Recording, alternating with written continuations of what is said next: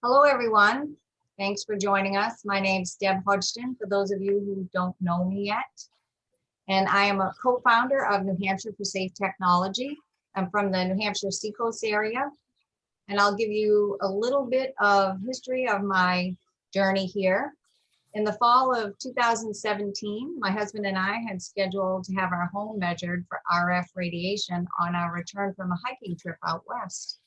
I had planned to come off blood thinners, and I was aware that wireless could thicken the blood. So I thought, that sounds like a prudent precaution. I'd also been having issues with insomnia, ringing in the ears, heart arrhythmia, palpitations, tooth and jaw pain, severe dry eye, facial flushing, dizziness, and blood pressure. I had developed severe pressure headaches that felt like my brain was swollen or on fire. I had great difficulty thinking, speaking, and remembering. I even got lost several times in the town I've lived in for nearly 40 years. I did not yet know that it was all related until we removed the wireless from our home and cars. My health quickly improved. My seemingly unrelated symptoms disappeared as well. Interestingly, the plant in my kitchen that sat there doing nothing for over a year suddenly grew 15 inches in just 2 months. That was an eye-opener to everyone in the family. It's much easier to believe what you can actually see. Realizing this is an issue that ultimately affects everyone, I stepped out of my comfort zone, despite knowing others will most certainly think I must be crazy, and reached out to legislators. However, my state rep, Patrick Abrami, was truly exceptional. He actually listened and responded. He investigated the science and was successful getting New Hampshire to pass the first US law to begin addressing technology safety.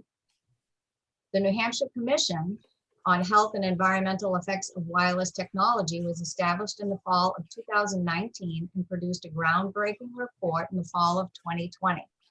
The New Hampshire Commission report is a great place to become informed, to empower you to protect yourself, your family, and community by becoming aware and learning how to use technology safely. We at New Hampshire for Safe Tech, along with Cece Doucette of Massachusetts for Safe Tech, are supporting the Commission's work by hosting information sessions like this, and we thank you for being here. With that, I would like to introduce our speaker, Cece Doucette. Cece is a tireless supporter to us in New Hampshire, and we are so grateful to her. Cece helped her children's schools become the first in the nation to take precautionary measures with wireless technology. She's the director of Massachusetts for Safe Technology and works with schools, communities, municipalities, and legislatures to address wireless radiation in public health.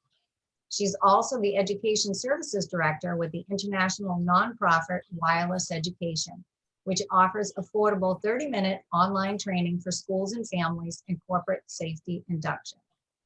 Cece was honored to co-chair the technology panel for the Health and Buildings Roundtable Conference at the National Institutes of Health to present state and local policy at the International EMF Medical Conference in 2021. She has been featured on Genius of Wellness, Boston 25 News, PBS, EMF Warriors, and EMF Summits with Lloyd Burrell, Josh Del Sol, and Patrick Vanderbilt, and in the films Generations Act and Wi-Fi Refugees. Welcome, Cece.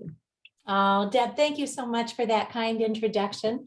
And I'm so grateful that that everybody's joining us today and that we have the technology to help us record this so others who couldn't be with us at this time can watch it later. So I'm going to do a little bit of screen sharing now and bring us over to a set of slides, which we will make available for everybody after the program when we send out the video.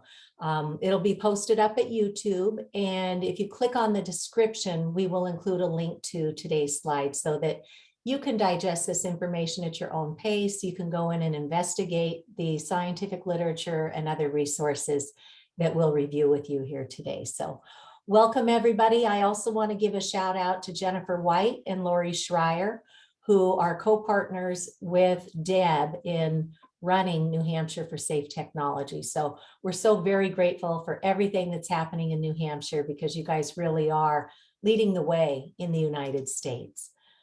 Okay. So that little MTPW after my name just means I had the privilege of earning a master's in technical writing at Northeastern University. And like most of you, I had no idea there was anything to even think about with wireless technology. Okay. Now listen to this. I'll talk to you after it. Yes. Okay, thanks. Right. Okay, everybody, please remember to keep muted during the program. We will unmute at the end, and then we can do a question and answers. So like most people, I didn't know wireless could even be an issue until my friend Wendy, who's an electrical engineer, tipped me off that there could be biological effects. So as a tech writer, I just went, okay, well, where's the science on this? And so I was so grateful that with no effort at all, once I started looking, I found thousands of studies all over the world showing very serious biological effects, much like what Deb has already experienced and far too many around our world are experiencing today.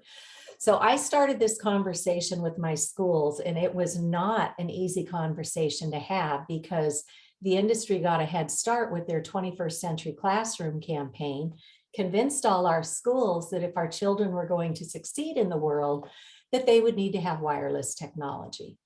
Well, that's simply not true. The message is not no technology, it's safe technology. And we know how to get there, and we'll teach you a lot about that today.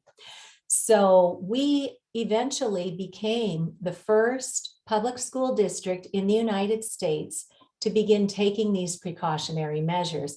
And we have this little sign hanging in all of our classrooms. Turn off the devices when you're not using them. Let's not let everything sit there pulsing radiation at us all the time. Turn the Wi-Fi, oops, I just need to shrink this. Turn the Wi-Fi on only when needed. So those wireless access points, the routers that they give to us pulsing radiation all the time, we don't need that. We should be able to choose when we want to have wireless access, and always place the mobile on a solid surface. And we'll talk a little more about that in a minute. So that's how I got involved in this back in 2013, 2014. And then when I realized that we're all being exposed, I went to my state senator, who is now our Senate President, Karen Spilka.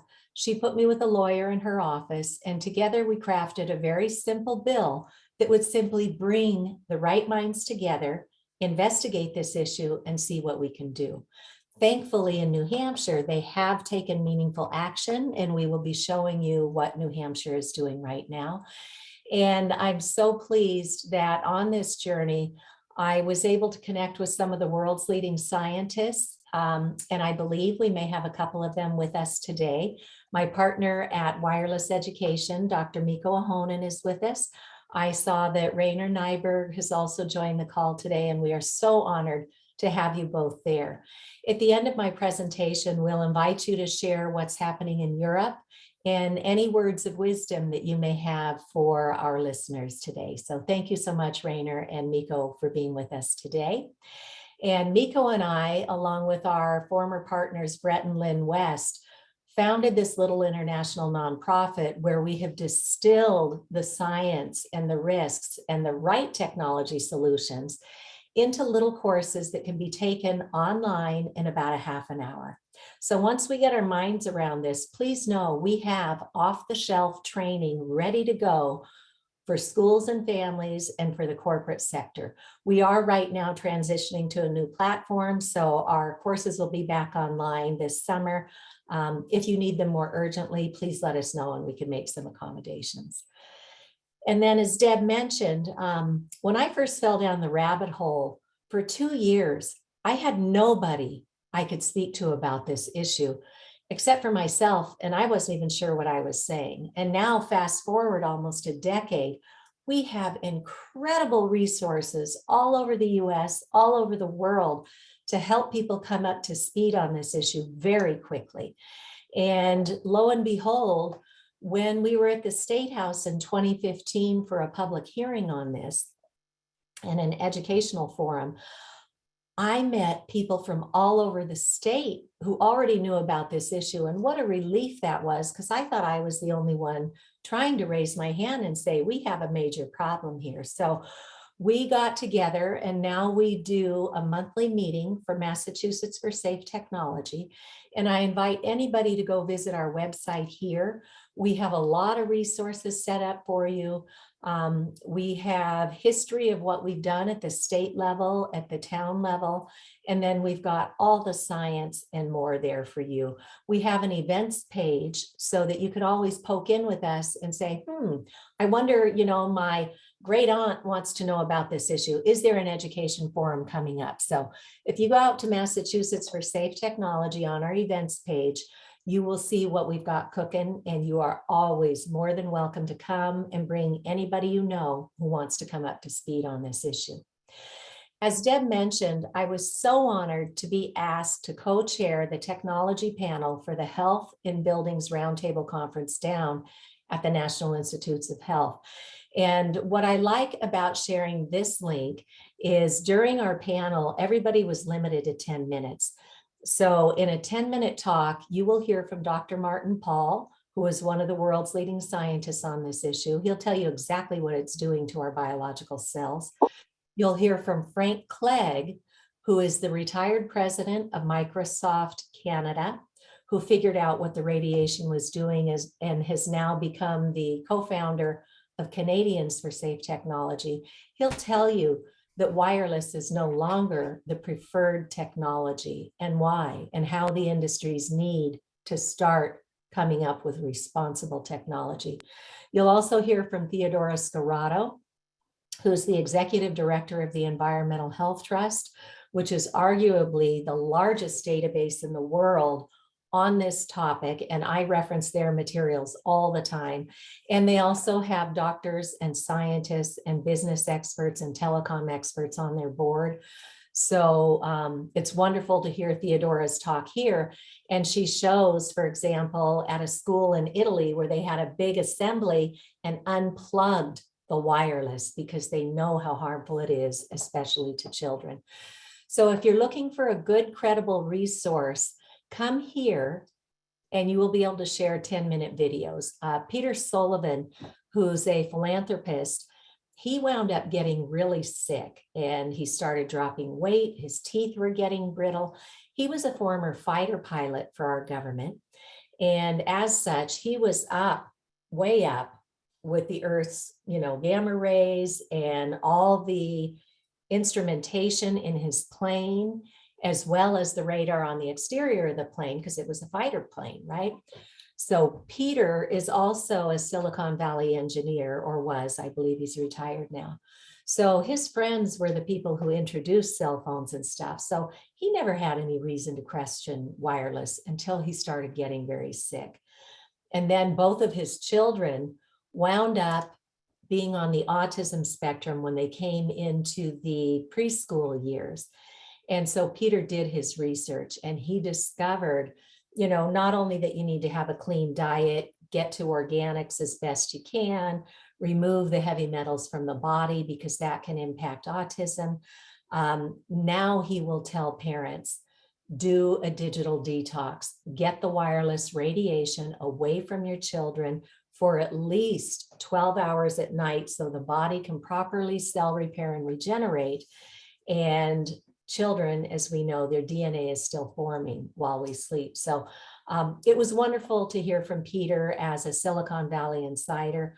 So please use these resources to your benefit. And I always tell people, don't believe anything that I've said. Go and know this for yourself. Then come back and let us know how we can help you get to safe technology. When I fell down the rabbit hole back in 2013, we had a major gap, and that was that so many people are getting misdiagnosed, and we had no way of getting them a proper diagnosis. Today, we are so very grateful first to Dr. Bill Ray, who was one of the pioneering fathers in environmental medicine. Second, to Dr. Lynn Patrick. When Dr. Ray passed away, one of his dying wishes was that we had medical training. And so Dr. Lynn Patrick took up the mantle and did the first EMF medical conference here in the US in 2019. Elizabeth Kelly then picked up the mantle and produced another conference in 2021. That was during the middle of the pandemic. And so we were supposed to meet out in Scottsdale, Arizona, but because of the pandemic, we had to pivot and go to an online platform, which in a way turned out to be a blessing because now we have the entire conference recorded. Libby went through the protocols to get not only doctors certified for continuing medical education credits, but also nurses, which is a separate process. So anybody on your medical teams can go out and get professional training on electromagnetic fields. Those are the pulses of radiation that are coming off of all of our wireless infrastructure and devices. So just know that when we say EMF, it means electromagnetic fields. It's pulsed two-way microwave radiation that, as we will see when we look at the science, is very biologically impactful. So this medical conference, and I was so honored to be asked to help do the organizing on this and to be an invited speaker on state and local policy. This training is available. It's just been reaccredited because the content is still so highly relevant today. Folks can go out and get professionally trained on this through the middle of May 2023. And you don't even have to be in the medical field. If you don't need continuing medical education, or if you're already up to date with your credits, there's a reduced rate that anybody in the world can go get this professional training. And I think it's like, I don't know, $39 or something ridiculously low that just helps us to meet the cost of producing this. But please know, we have so many resources today that we hope you will take advantage of. All right, so how did my schools become the first in the nation to even have our little sign hanging in all of our classrooms? When they read the legal fine print, they had a legal uh-oh moment. So there's a website called See the Fine Print, but for anybody who has an iPhone with you today, I invite you to take that out and I'm going to walk you through the legal fine print. So from your iPhone, go into settings. That's the little gear looking icon. Go down a little ways and hit general. On a really old phone, you'd have to hit about, but most people have upgraded. So from general, go all the way down near the bottom to legal and regulatory. And later on, if you want to share this with others, just remember the acronym GAL, like this gal in this forum taught you how to find the fine print from settings. So go to general, either about or straight down to legal and regulatory. And from about, you'd go down to legal and regulatory. So remember the acronym GAL, if that helps. Once you're at legal and regulatory, you'll see a little list at the top, and about 4 down, hit RF exposure. This is that radio frequency radiation, two-way microwave radiation that they politely call energy in their legal disclaimer. What this legal disclaimer tells us is 2 really important things. One, this device was tested at a distance from the body. So if you exceed that distance, you will be exceeding the FCC's limits for public radiation exposure. And while that may give you a little sense of security, please know it's a false sense of security because those FCC limits were never safety tested for biological effects. So they allow this much radiation. And as we'll see in a moment, the science shows the biological effects are happening at hundreds of thousands of times below what the FCC and industry are still pulsating at us today. The second paragraph in that legal fine print recommends that you use a hands-free option. In other words, you shouldn't be touching a radiating device. So there's something called a hollow tube or an air tube headset, and I've got one here with me today. I'll just show you quickly what it looks like and the thinking behind it. So You would plug it into your cell phone. And again, we're going to help you understand why using your cell phone minimally is really important. But you plug this into the back of your phone. It's got a metal wire that runs up to these ferrite beads here. They break the radiation. Anything with metal in it amplifies radiation. So you don't want to be putting, you know, the earbuds right in your head. You don't want to use a wired headset all the way up to your brain. These hollow tube or air tube headsets are just kind of like a doctor's stethoscope. It's just a tube that amplifies the sound. And when you choose to put this in your head, you're not drawing radiation from the ambient environment through the metal into your brain. So look for a hollow tube or an air tube headset. So that legal fine print disclaimer has been in there all along, and very few of us know it's there. So when I figured this out, I'm like, uh-oh, we're in big trouble here. And so I went to my town. I knew we had a grant fund, and I asked for a grant to put a radio frequency radiation detection meter on loan in my public library. And took me 3 tries through 3 different grant cycles, but I was persistent. And as I went, I taught them. I met with my select board members one by one in their homes or local coffee shops, wherever we could set up office hours. And I taught them. And then I resubmitted my grant. And lo and behold, we got a library to say, okay, we'll put this on loan. And then after the first medical conference, a doctor from Newton, Massachusetts, she and I collaborated and got a state cultural council grant and put another one on loan in her library. And then out in Pittsfield, Massachusetts, they have put one on loan too.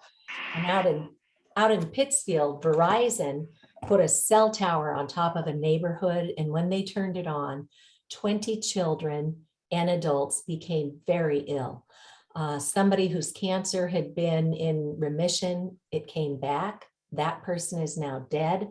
That cell tower has been on for about 2 years now, and there are some really incredible inroads out in Pittsfield that we'll share with you. But I want to give you a demonstration of what this radiation looks like. So this is a radio frequency radiation detection meter. It's called the Safe and Sound Pro 2. And here in my house, I'm in the green. And right now, my levels typically stay under 10. But I want to show you what happens when I take my cell phone out of airplane mode. Excuse And the me, Cece, Yeah. we can't see you. All we can see is your slides. Oh, okay. I'll stop sharing and we'll come back for a second. Okay.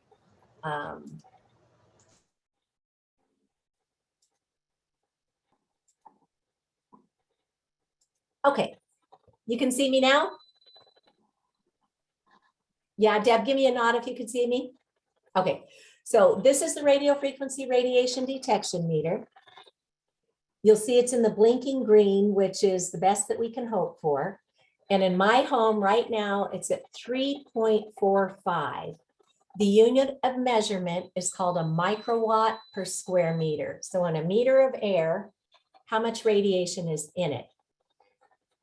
3.83 in my home. In the scientific literature, they indicate in our indoor spaces, we should be at 10 or less. In our sleeping areas, we should be at 0.1 or less. So our bodies can do proper cell repair and regeneration. So now I'm going to take my cell phone out of airplane mode.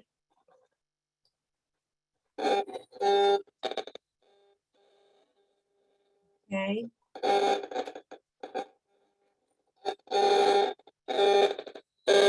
And it's going to the nearest cell tower saying, here I am, where are you? Here I am, where are you? Here I am, where are you? At millions and billions of cycles per second. It's pulsing this microwave radiation. See it? There it goes again.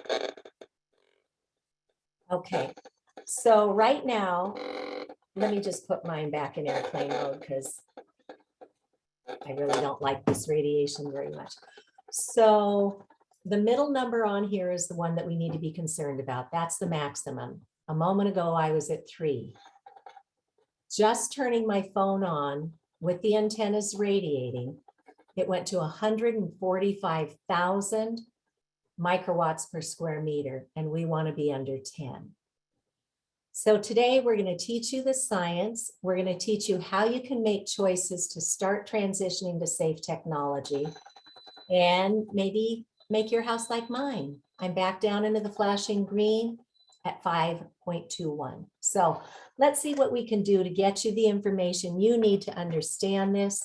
Again, use our resources, use our videos to share it with anybody else who you think might recognize the symptoms that we're going to discuss now. So I'm going to go back to my screen share. Deb, can you let me know if, can you just give me a verbal cue if you can see my screen again? Yes, I can see Okay. I can see your screen. Perfect, thank you.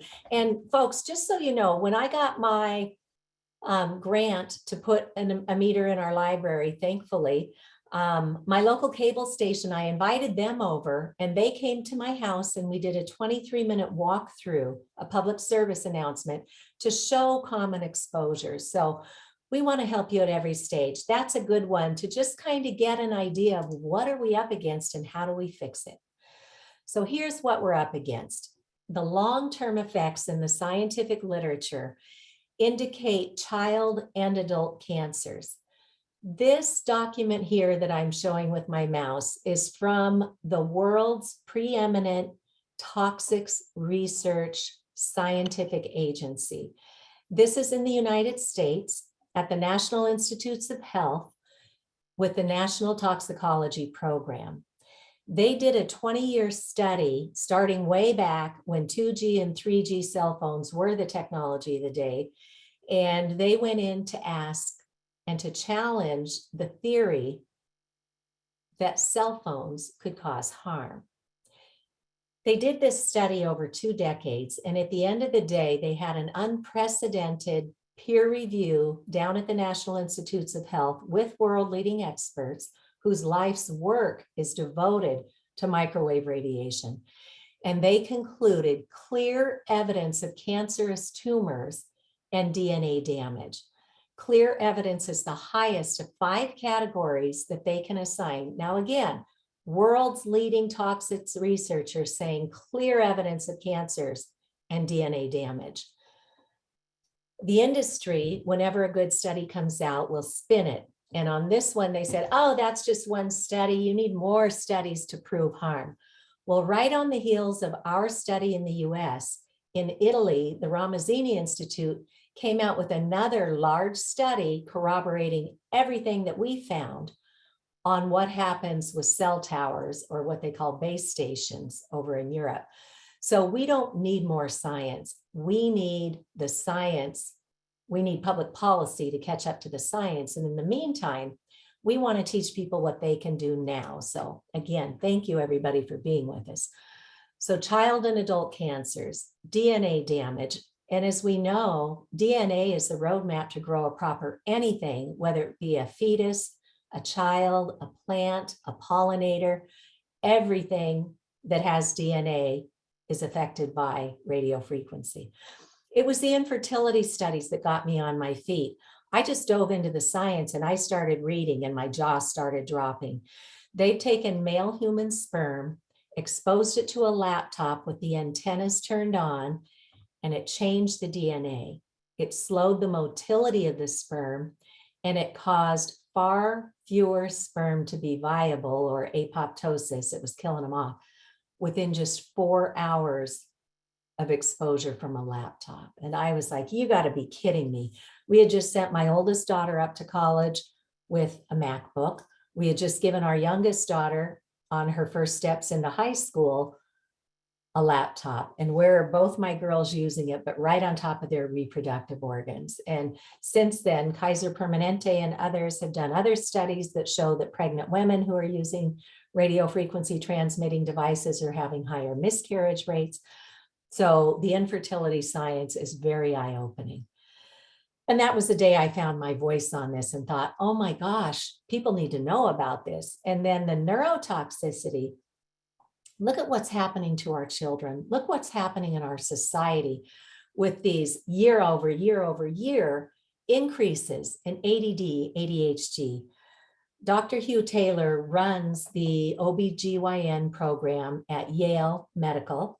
He's done rodent studies with this radio frequency, and he saw that when they exposed the pregnant mice to this radiation, the pups came out bouncing off the walls like not a care in the world, just like a human child who suffers from ADD, ADHD. Dr. Martha Herbert runs the autism lab at Mass General Hospital, and she sees huge correlations between the symptoms of the families in her care and what we know happens with microwave radiation exposure. It's a neurotoxin. And then Dr. Martin Paul just came out with another paper recently on Alzheimer's, how it used to take 25 years for Alzheimer's to surface. So maybe you're in your 70s, 80s and start getting the diagnosis. Now we have very early onset Alzheimer's as we continue to pulsate the brain with microwaves. We are now seeing Alzheimer's in 20-year-olds, 30-year-olds, 40-year-olds, 50-year-olds. So we really need to get a handle on this. And the Environmental Working Group is a very strong proponent here in the United States for educating the public. Some of you may recognize their Clean 15 and Dirty Dozen. They put out lists of produce and the pesticides that are applied there. And we're so very grateful that they are now funded to start doing work on EMFs again. They did a cell phone fact sheet years ago. They've recently done one on children's impact. And now I think they've just come out with one on fertility impacts and neurotoxicity. So please use these resources and know that children are especially vulnerable. They are not just little adults. As this diagram graciously given to us by Dr. Om Gandhi and the Environmental Health Trust shows us, when an adult puts a cell phone up to the ear, these are all heads turned sideways. When an adult puts a cell phone up to the ear, that radiation is penetrating through our thick skull about a third of the way into our brains. On a 10-year-old, it's going about 3/4 of the way into the child's brain. And on a 5-year-old, it's penetrating almost the entire brain. So once we know this, it becomes much easier to connect the dots as to why so many kids are suffering and their doctors have not been able to help them yet. Okay. So I think a lot of people, once they learn about the short-term effects, start thinking, oh my, I wonder if this is why I'm having these symptoms. Please know that the Americans with Disabilities Act has long recognized electromagnetic sensitivities. Some call this electrical sensitivity, electrohypersensitivity, but no, it is real, it is science-based, it's not something in somebody's mind. Many people aren't sleeping right today. And time and again, after we've given one of these talks, people will come back and say, I didn't want to know about this. I don't want to deal with it, but I recognize these symptoms, and insomnia is one of the biggest ones. They'll say, I turned everything off last night and I slept through the night deeply, and I haven't done it in years. So we get that a lot. The insomnia, the headaches, stabbing, searing headaches, migraines, nosebleeds, and even ear bleeds. What the science is teaching us is that as part of our circadian rhythm, the pineal gland in the brain is meant to release melatonin, which then goes out and regulates our sleep and helps to clear the toxins of the day out through our bloodstream. Now, when we leave this invisible light form pulsing all night, this microwave radiation, our brain sees that as light and thinks the lights are on, so it's not properly releasing the melatonin to go out and take care of our sleep and our detoxing. So That's one reason. It's not just the blue light, it's the microwaves. And then for the headaches and the nosebleeds and some of the other symptoms, there's something called the rouleau effect. And in my little mind, I remember that one because when I was a kid, I loved those candies called Rolos, which are chocolate caramels stacked up. Well, with the rouleau effect, our red blood cells are meant to be free floating and bringing oxygen off to all of our systems and organs to keep us running properly. With the rouleau effect, this is electromagnetic radiation. It's magnetizing our blood cells so that they're clumping together like those Rolos. And now you've got a string of blood cells stuck together that can't get out where they need to go and properly oxygenate. So that's one reason why we're seeing these headaches. We're having these ear bleeds or nosebleeds. We're wiped out with chronic fatigue, pain from unidentified sources, skin abnormalities, heating, flushing, rashes, burning. Some people talk about the burning to their ear. Our friend Chuck, who lives in the town next door, is the graphic artist who designed our logo. We hooked up with Chuck after he figured out, and his doctors couldn't figure it out, but he did his own research and figured out that the tingling in his leg, the nerve damage that was happening in his leg, was because that's where he carried his cell phone all the time, right? So thank you, Chuck, for partnering with us and doing some of our graphics. We're so grateful. Heartbeats too fast or too slow, depending on how your own biology responds to the radiation. And cognitive impairment is such a big thing. You know, as we age, we know we're going to open the fridge and stare a little longer going, what did I come in here for? But we're seeing cognitive impairment in children all the way up through senior citizens. This one just really breaks my heart. At each of those medical conferences, medical doctors were cautioning us that we can expect to see much more of this societal violence that we are seeing with these mass shootings and other anger outbursts, because we are biologically changing the structure of the brain with this constant pulsing of microwave radiation.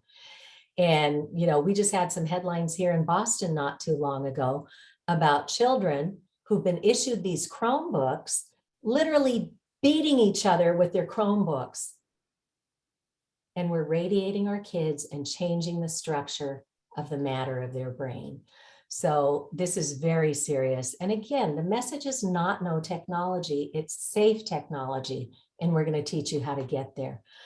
And like I said before, the anxiety, depression, suicidal ideation are off the charts.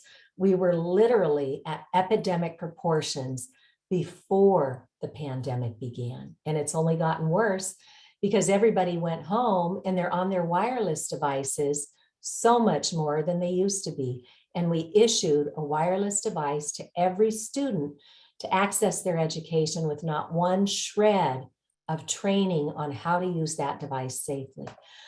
Dr. Martin Paul has a really good study here that culls out the science. It's a review paper that culls out the science on the neurotoxicity. So please take advantage. All the resources I speak of, you can get to through the links in these slides. And please know, it's not just you and I, it's every biological cell. And here are some great resources to learn what it's doing to our poor pollinators. They're these little tiny things who have their own navigation systems, as do the birds, that are meant to be synchronized with the Earth's electromagnetic field. And what have we done? Put this ginormous layer of electrosmog between our pollinators and the Earth, and we're dysregulating their navigation systems. And in many cases, we're outright killing them because the radiation is just too overpowering. So lots of good resources to learn about the planetary impact. And then for anybody concerned with climate change or even energy consumption, you should know that wireless consumes 10 times more energy than just simply hardwiring all your technology with an Ethernet cable and an adapter to your devices, and then turn off the wireless antennas, and you will save our world a lot of energy.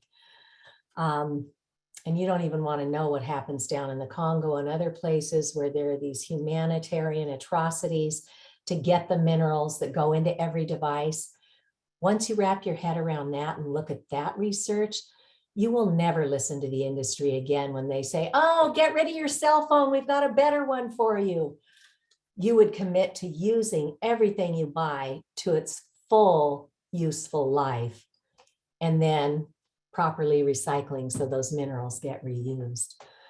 Data warehouses, networks, personal devices, all this streaming that the industry is pushing us into all consumes vast amounts of energy.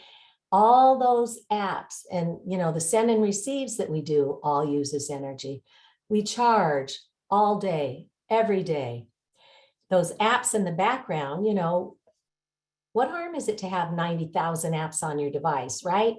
Well, they're automatically using energy in the background to continuously do updates. So lots of hacks we can do to really learn about this and then say, you know what, I don't really even use all those apps. Let me just wipe them off my phone for now or my tablet. So lots of things we can do. But when I fell down the rabbit hole, I kept scratching my head going, okay, if this is as bad as the science is telling me it is, surely somebody's got to have our backs on this. And then in 2015, Harvard's Law School Center for Ethics brought us this document called Captured Agency: How the Federal Communications Commission is Dominated by the Industries it Presumably Regulates. And this applies to European standards too. ICNIRP is the International Non-Ionizing, anyways, it's a European group for non-ionizing radiation, which is what this radiation is. But Captured Agency shows us this revolving door between the wireless industry and our regulators. So we don't have anybody at the FCC or the Food and Drug Administration or the Centers for Disease Control or the Environmental Protection Agency. There is not one agency at the federal level that is protecting us. So that was my missing puzzle piece. And I went, uh-oh, nobody's got our backs on this. So that was the day that I found my voice and started raising my hand in my community saying, we have a big problem here. What can we do to learn about it, do the gap assessment, and then get to safe technology? So remember that $30 million study that our government did with the National Toxicology Program? 20 years ago, that was commissioned by our FDA, or Food and Drug Administration. Those clear evidence of cancerous tumors and DNA damage findings should have triggered public policy to catch up to the science. Instead, what happened? The guy who today is in charge of the radiation control, he turns around to our captured FCC and says, nothing to look at here. Go ahead, keep your old 1996 public radiation exposure limits. And one might ask, what would possess Dr. Jeffrey Shuren to do that? Well, you don't have to look very far, but when you start looking into his background, you see that he is married to a woman who's a partner in a law firm that represents, guess who? The wireless industry, the chemical industry, and so on. So we don't have anybody right now protecting us. So that's all the bad news. The rest of my talk is going to be the good news, what's happening all over the world, all over the US, in our states, and what people like you and I are doing to protect ourselves. And this is what you can do. So 3 simple steps to start getting your head around safe technology at home. Step 1, get what you need to hardwire your equipment. So on the back of your router, you'll see there's little Ethernet jacks, right? All you need to do is get an Ethernet cable, get a long one to go to the place or places in your house where you use most of your technology. For people who are electromagnetically sensitive, it's really important to have a shielded Ethernet cable. That just means there's a foil liner in here to prevent another kind of electromagnetic field from going out into your living spaces, like 6 to 8 feet out in the room. Those are electric and magnetic fields that somebody who's gotten sick from this sometimes feels. So if you're going to do this, do it right. Pay a couple extra bucks and get a shielded Ethernet cable. And then you can get, most people have more than one device today. So you can get something that's like an extension cord for electronics called an Ethernet switch. And again, none of these things for most people will break the bank. So an Ethernet switch allows you to connect to your router, and that's where the internet comes into your home off the street. And each one of these ports has its own internet address. What that means is you're no longer going to have to compete with everybody else in your house for bandwidth or to get a good signal.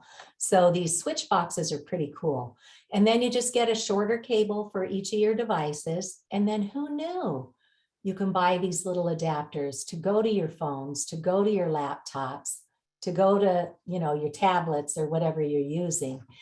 And even on the back of my television set, there was an Ethernet jack.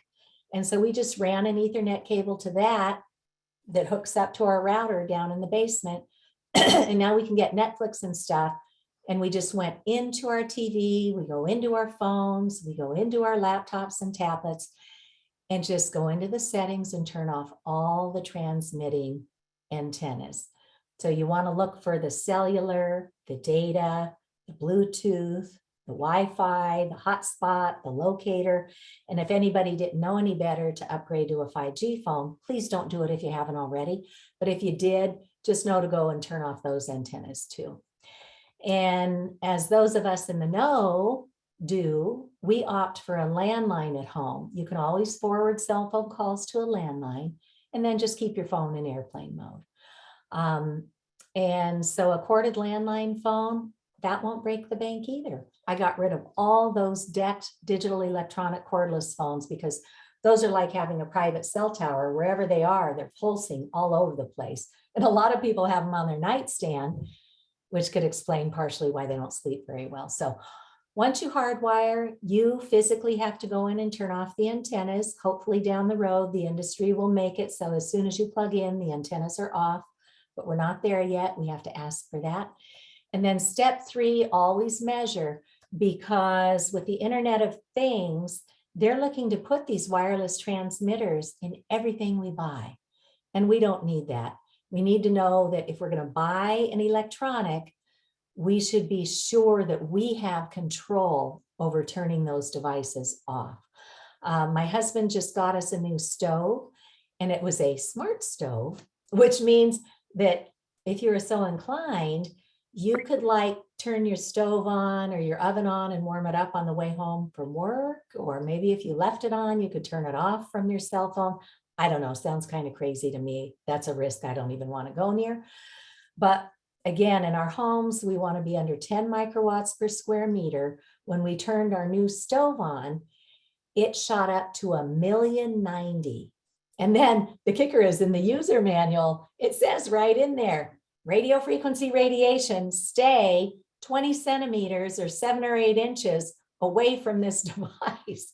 So I don't know about you, but I can't cook standing away from my stove. So we had a tech support gentleman come to our home, pulled off the back of the stove, and hooked up to the motherboard was this other little tiny, tiny board with the radiation in it.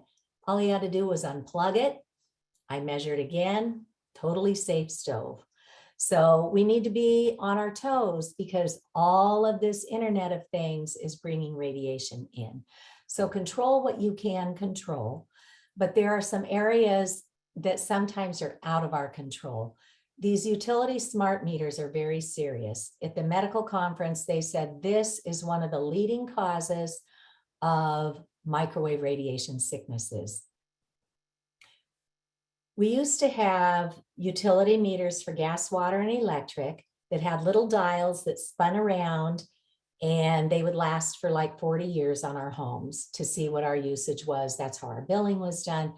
And then the industry came in and convinced our towns that we should get rid of those perfectly fine working devices, analog devices, and replace them with digital technology that pulses radiation continuously.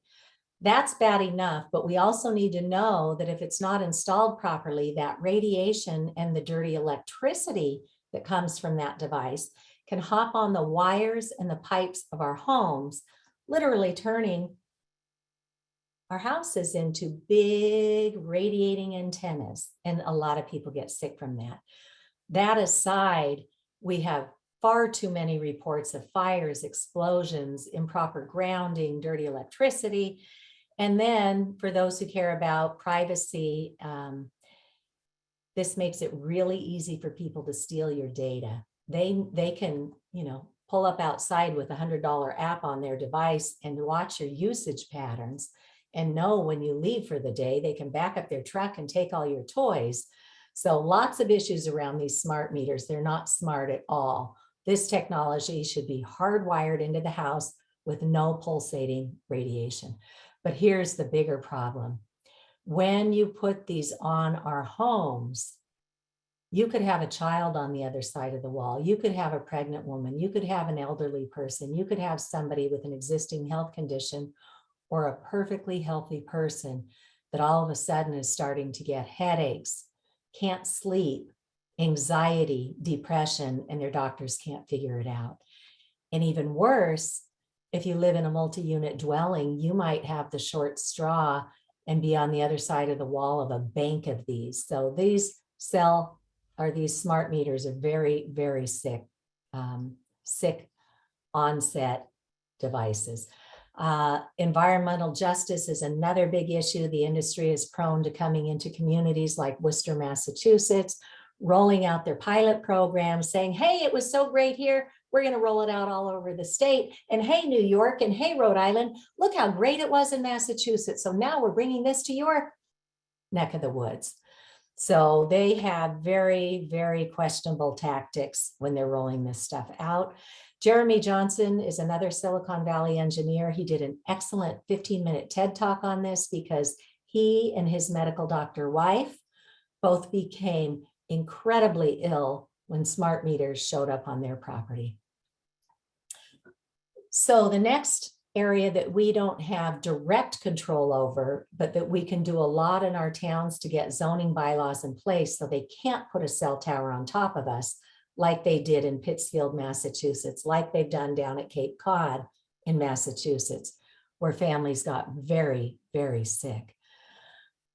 There is a great need to walk away from what the industry is telling our towns and go look at the independent, non-industry funded science. This is a screenshot of my personal research repository, which I simply called Understanding Electromagnetic Fields, or EMFs, because I didn't understand it at all. But I've gathered up the good work of our scientists and others and listed science here that says we should be at least 500 meters from a cell tower of any kind, which is 1,640 feet. So it's critical to always go back to the science and to direct our towns back to the science when they start repeating what the industry's been telling them for so long. In the US, we have a website called antennasearch.com, which lists many of the big cell antennas. See these antennas up here? We call those macro cells. They started 300 feet up in the air in industrial parks, and then the industry started encroaching closer and closer to where we live, where we go to school, where we play, where we go to church, where we go for medical care, and said, so long as the aesthetics are fine, if you can paint it the color of the building, you can stick it right on the building or on the rooftop. That's what the law says, is aesthetics, right? Or property values, and we'll talk about that too. But if you go to antennasearch.com and you pop in your address in the US, it will usually give back a 3-mile radius of all the cell towers and then all the additional antennas on the cell towers and on buildings and elsewhere within 3 miles. When I put in the State House address for Massachusetts and Boston, it broke it, I think, because it could only give me a 1 mile radius. And in 1 mile of our state house, there were 70 cell towers and over 1,000 of these giant antennas within 1 mile. And that is extraordinary electrosmog. And so in one neighborhood, in an environmental justice community, this is how densified the industry has installed these macro cell antennas.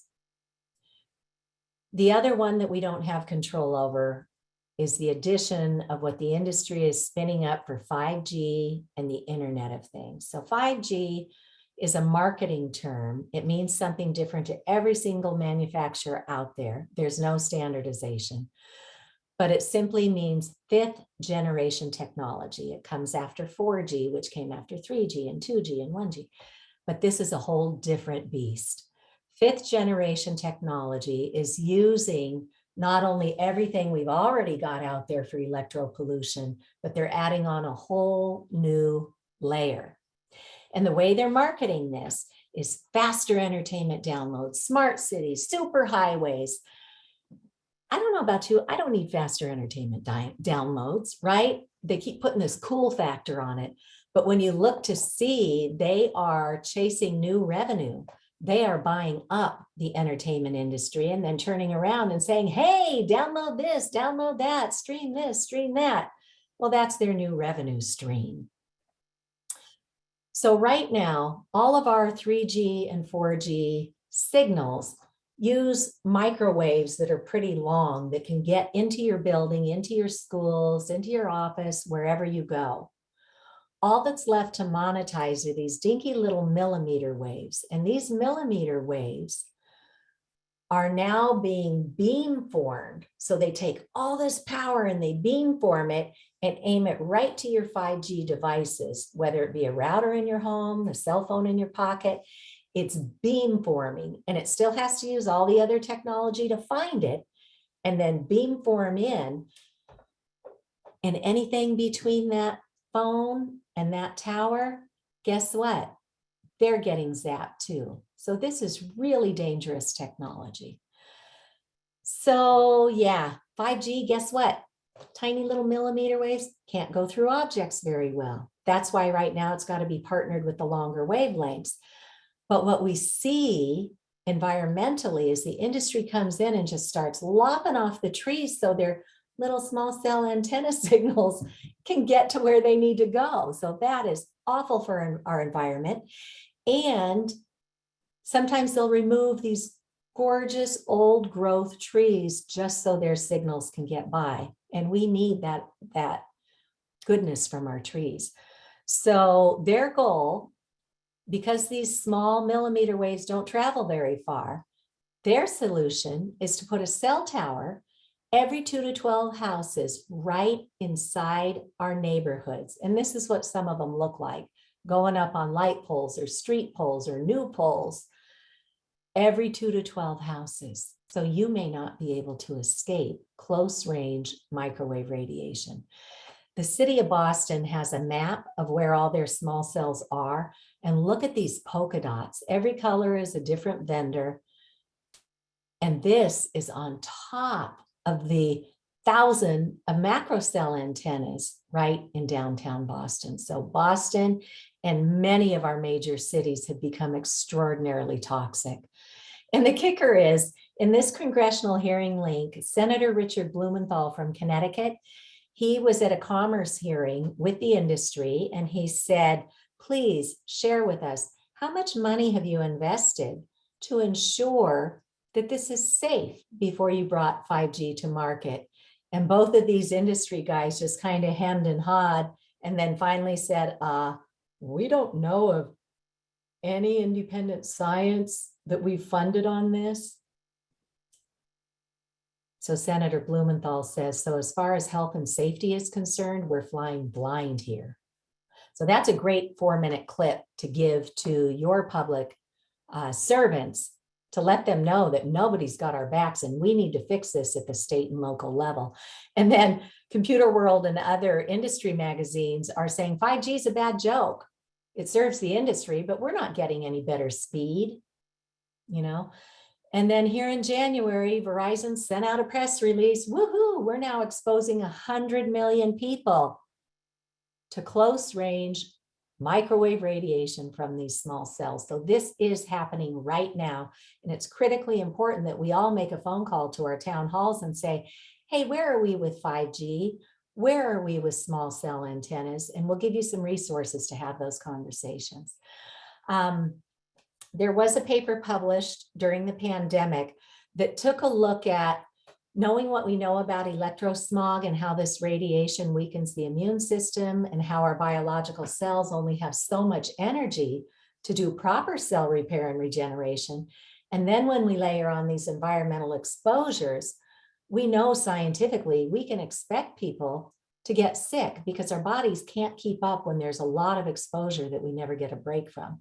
So Dr. Beverly Rubik and Dr. Rob Brown, they collaborated on a paper that shows evidence for a connection between coronavirus disease, COVID-19, and exposure to radio frequency radiation from wireless communications, including 5G. So they looked at where has 5G been turned on and how many people have COVID and how many people died from COVID. And when we look at that, we see higher numbers than we would see in cities that don't have 5G. So just another reason why we do not want 5G in our communities. The meter that I showed you, the Safe and Sound Pro 2, is the meter that was recommended for doctors to loan out from their medical practices so their patients can go home and say, okay, what am I getting bombarded with? Dr. Magda Havas was one of the co-chairwomen of the current medical conference, and she's a professor emeritus from Trent University up in Canada. She taught electromagnetism for 25 years, and she recognizes that our governments have dropped the ball and nobody is accounting for the cumulative dose of radiation that we're getting. So she has started something called the Global EMF, or Electromagnetic Fields Monitoring Project. And anybody who wants to purchase one of those Safe and Sound meters and agree to participate in the study, you can write to them and get a discount. You know, again, we've got the links here for you to connect.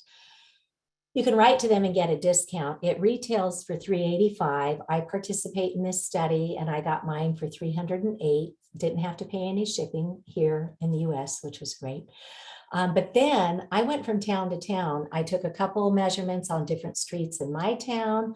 I input the data using her protocol. She has a little clipboard sheet that you fill in while you're taking your measurements. And then people all over the world are doing this. And we're putting our data into her database. She does the quality control on it. And then your town gets entered on the map.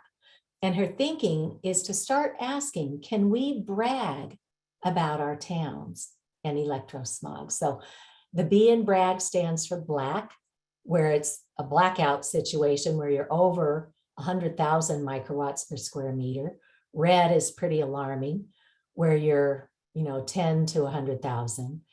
A for amber, where you're between 1,000 and 10,000. And these are outdoor exposures. Green, in the scientific literature from a convention that was held in Salzburg, they say if you can get to under 1,000 outdoors and you have a safe environment at home where your body can do proper cell repair and regeneration, when you're out and about, you're not usually right under the radiating devices. So if you can get to under 1,000 outdoors, that's a pretty good goal to aim for. So Dr. Havas would love to have people purchase this particular meter so everything's done equally, and not only have it for yourself and your loved ones in your communities, but if you want to help with this project, it's kind of a cool way to be part of the solutions that we want to see in our world. Okay, so an idea of what some of the outdoor measurements are. Again, we want to be under 1,000. One of our members up in New Hampshire for Safe Technology went and measured at their local fire station where they don't have a cell tower, and it was under the mark.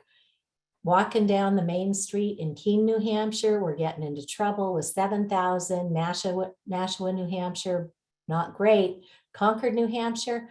And Deb and I took this reading here during the pandemic. So there weren't even that many people around with their devices to increase the radiation. And then we did her hometown and the hometown of our current bill sponsors, Representative Patrick Abrami. Sorry, there was a doctor from that town who co-sponsored the initial bill. So in Stratham, we were at the Blackout, just walking down the main strip. And then see these antennas here on my graphic? They look like lovely old-fashioned wrought iron street lights, but they are small cells right at street level, right where we have thousands and thousands of tourists going into the North End on Hanover Street. That's where all of our incredible Italian restaurants are. But it also was the neighborhood where immigrants came to many decades ago. And so we still have a lot of people, we still have a lot of little old ladies and gentlemen living above these, right at eye level with these cell towers. So this is happening in more communities than we would like. And it's important, again, pick up the phone, call your town hall, say, where are we with wireless communication facilities? And we'll teach you how to do that. So now we want to talk about the solutions. Dr. Martin Luther King taught us, anytime we have meaningful change in our world, it comes through 3 channels.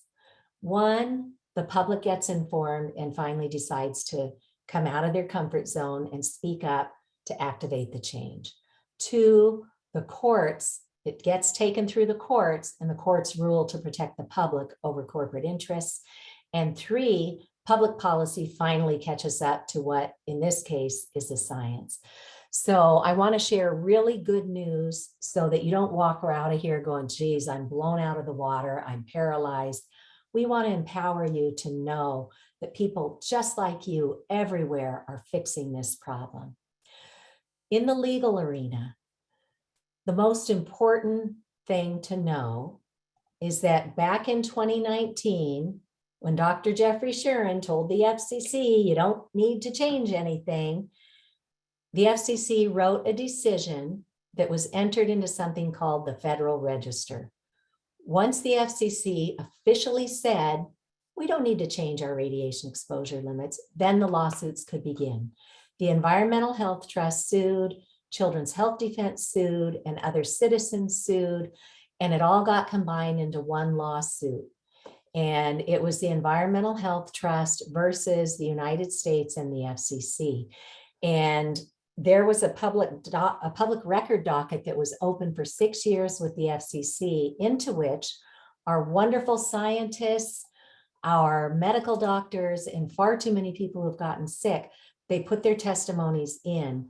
So the 3 judges at the federal level in the Washington, D.C. Ninth Circuit Court, they were given 27 volumes, 11,000 pages of evidence of harm. And so at the end of the day on that lawsuit, the FCC was slapped on the wrist. And the court said, you need to go back and do better. We want to know that this is safe for children, that this is safe for the environment. And so now the industry's left having to come back and show the science that proves that this is safe, and there is none. So with pressure on our federal agencies, and thank you so much to Scott McCullough, who led that court case in the courts, did the oral arguments, et cetera, and to the Environmental Health Trust and Children's Health Defense and all the other signatories on that lawsuit, because we are moving the needle, but it moves slowly. That's why we need to take action at the state and local level. There was another lawsuit by industry insiders who realized that we paid a long time ago on our phone bills. They were taking taxes and stuff out to bring the right solution, which is fiber to the home or high-speed cable to the home, where you just simply hook up indoors, turn off all the radiation, and you have even faster, more reliable, safer, greener, more private technology than anything wireless will ever deliver. So what the regulators figured out is, okay, yeah, we paid to have the right technology delivered to our buildings. And then when wireless became highly profitable and easier to install, they took our money out of the hardwired bucket and they put it in the wireless bucket, and they never delivered the fiber to the premises for most of our properties. So the regulators went out and sued the FCC, and they carved the pathway so that our towns, our states can go back and recoup that money from the industry that never did what they were paid to do with that money. Right now, knowing that the FCC is going to drag their heels on this, Americans for Responsible Technology, that's a project under our friends Patty and Doug Wood's nonprofit called Grassroots Environmental. You don't need to remember any of that, but just know they've got action right now with the FDA saying, we want you to declare an imminent hazard on wireless radiation and protect the public. So you can click here for more. You can join on to their efforts there. And then we've had some groundbreaking things here in Massachusetts. Our state level Board of Health organization now has 4 pages in their legal guidelines to all of our state Board of Health groups about cell towers. So this is a first. So you can look at that and ask your state to do the same thing. They legally empower our boards of health, whose responsibility it is to protect their citizens in every town. They have legally empowering language in this guideline that regardless of what the FCC is saying, it is on our boards of health to protect our towns. And in Massachusetts and Pittsfield, where that cell tower made people so sick they had to abandon their homes, this is the first time that a board of health did their investigation. They consulted with the legal experts and realized that they need to issue an emergency order to cease and desist with that cell tower. And so they asked Verizon first, come to the table. Let's talk about this. There are landowners in the town who have said, we don't mind if you move that cell tower and just put it here and give relief to those poor neighbors. Verizon wouldn't even come to the table. Instead, as Verizon does, they're like one of the worst corporate citizens out there. They went to the federal courts and asked for an injunction against this cease and desist order. So the Board of Health went to their city council and said, we need the town to pony up so that we can take this through the courts and get these people back into the homes. And instead of supporting them, Mayor Linda Tyre and their city council did nothing. And so the Board of Health withdrew the cease and desist emergency order, but they're not done. They're going to come back to the table and figure out what we can do next. And in fact, on Friday, we're doing a peaceful stand up for Shacktown, which is the name of this neighborhood. So we're doing a rally, a peaceful demonstration to say, you have got to get these people back in their homes. So lots going on at Pittsfield. The whole world is watching what's going on there. Here in Massachusetts, we have a very prestigious private school system. The Face School is the elementary school that feeds up into the older grades to St. Mark's. This is like where Saudi princes send their sons to be educated. A little boy got really sick. Parents couldn't figure out what was going on. They take him to the doctors. The doctors run their tests. They can't figure out what's going on. Goes to school, gets headaches, nosebleeds, nausea, doesn't feel right, keeps winding up in the nurse's office. And after a couple of years, the parents are like, what is this? So they do their research and they figure out it could be microwave sickness. They finally find an environmental medicine doctor who gives them a diagnosis. And long story short, the school refused to accommodate this child. So the school got sued under the Americans with Disabilities Act because, be it a private or a public school, every child on the soil of America has legal rights to have access to their education. So while they didn't win the lawsuit, there was a major win in the court case because for the first time in the United States, thanks to testimony by Dr. Martha Herbert, Dr. David Carpenter, and others, the courts recognize that you don't have to have heat to have harm. That's all our FCC guidelines account for. How much heat would you have to have in a half an hour of holding a cell phone up to your brain to raise the temperature of your skin? It has nothing to do with the functioning of the brain, just how much heat would it take in a half an hour? So we don't have anything in our regulatory realm that accommodates or accounts for 24/7 radiation coming from multiple devices all the time. So this was groundbreaking at the Fay School to acknowledge we are not protected from this non-thermal radiation.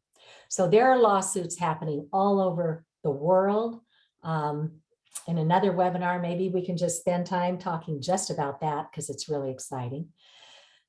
But again, we're not making this stuff up. It's all backed up and you're welcome to go in. So, but what we're really excited about and why we're so happy to be here with Deb Hodgson and her colleagues is that New Hampshire is leading the nation. As Deb said, she brought this issue to Rep. Abrami. He's an engineer and he'd only been taught you have to have heat to have harm. So he's one of the rare people who said, well, this doesn't make any sense. Let me go take a look. And he started reading the peer-reviewed science and had this major wow moment. And this is what every single one of our public servants should be held accountable to do. Go look at the non-industry funded science. Wow moment. So he drafts a bill. Deb introduces me to him. They both get in his car from New Hampshire, drive down to my kitchen table here. We spend the afternoon helping him to connect the dots on this issue further. And then he writes a bill that asks very pointed questions. Why do Lloyd's of London, Swiss Re, AM Best, and other major insurers already recognize this is a world-leading risk and they do not cover for damages? That should be a huge red flag for all of our towns and businesses and schools. Why does that legal fine print tell us to keep it off the body? Why is the FCC ignoring thousands of peer-reviewed studies? Why do the exposure limits not account for the non-heat effects on our biology? Why does the US allow 100 times more radiation than certain other countries? And why is nobody looking at the cumulative effect, the dose that we're all getting every day? So we brought experts in to testify in New Hampshire. Citizens from New Hampshire who understand this came in to share their stories of their sickened families, themselves, their pollinators, and more. And within 7 months, we got a bill passed into law to form a commission by law to investigate the health and environmental effects of evolving 5G technology. Once they looked at this, they realized it is not just 5G. They should have just called this wireless technology. So they come out with this groundbreaking report, which is right here. This is the best document our country, maybe our world, has today, because they document in here the corruption between our federal agencies and the wireless industry. And then they make 15 recommendations, all equally important, to inform the public. Everybody should have this information today, so then they just have a right to know and can make their choices over the things over which they have control.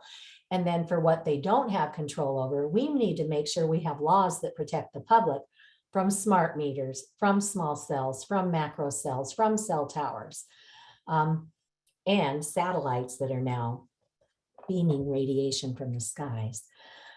So they came out with this incredible report. And this is our friend, Dr. Kent Chamberlain. He sat on that commission. He's worked for industry on EMFs from the engineering standpoint for decades. And he thought, oh, I get to serve on this commission. It's going to be a slam dunk. Of course, wireless is fine. Well, God bless Dr. Chamberlain, because he is a man of integrity. He listened to the experts. He went and did the deep dive. And so now we have this new bill that came out in January called House Bill 1644, bipartisan bill. And they're asking, because the science tells us that we should have at a minimum a 500-meter setback or 1,640 feet. So there's something called the curve. Inside the curve, we see higher death rates, higher neurotoxicity, insomnia, all of it. And the curve starts to slope down around 500 meters, but it doesn't actually catch up to the general population death rates until about 1,000 meters. So this is the minimum that we should be doing. And that bill also includes a registry of harm to be paid for by industry, because right now when people get sick, they have nowhere to go to aggregate that data so that we can look at it and make informed decisions, and also know what areas have high radiation or where it might be a little safer to try and live. So Dr. Kent Chamberlain did I think it's a 20-minute presentation to show us the science of why we didn't just pick these numbers out of a hat, but why we need to be precautious and not allow any new infrastructure in at close range. And then as we do, we always make our slides available in the video, in the course, in the video description. So what I appreciate about New Hampshire is I'm sure there's still a lot going on behind the scenes with the industry and others, but their hearings are all public. And so we have videos of all the recordings of their public hearings with the committee that's assigned to this right now, which is their House Committee on Science, Technology, and Energy. When we had the formal hearings, there were, I want to say like 21 committee members, and they unanimously voted not to kill this bill, which is a win in itself. 4 of them wanted to advance the bill immediately. The other 17 were new to the issue and honestly didn't even realize, most of them, that they had this incredible report that their own government spent a year. Top scientists were brought in. The committee was formed of leading doctors, of leading scientists, of leading engineers, top of their field. So they didn't even realize they were sitting on gold, and they're like, well, we just need a little more time. So what they decided to do was to form an interim study committee, and that too is bipartisan. They have 9 members, a mix of Democrats and Republicans, and they started their hearings last month. And Dr. Kent Chamberlain and I went up and testified. Deb was there.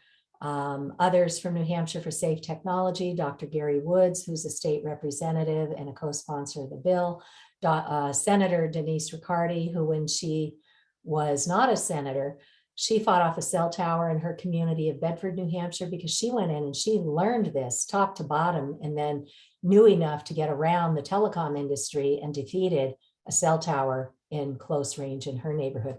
She then ran for office, and now she's a co-sponsor of this bill, along with Rep. Abrami, Dr. Woods, and Senator Riccardi. So lots of good things happening. We have 20 bills in Massachusetts, but Mercy, I don't know why. We move like molasses in this state, but hopefully we're getting closer to the tipping point. The public has been taking action.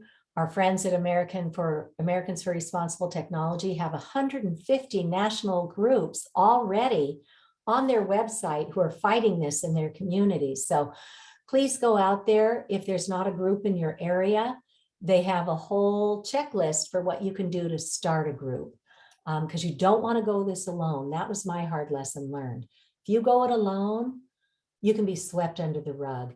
If you educate those around you first, and we'll show you how to do that, then you have power, right?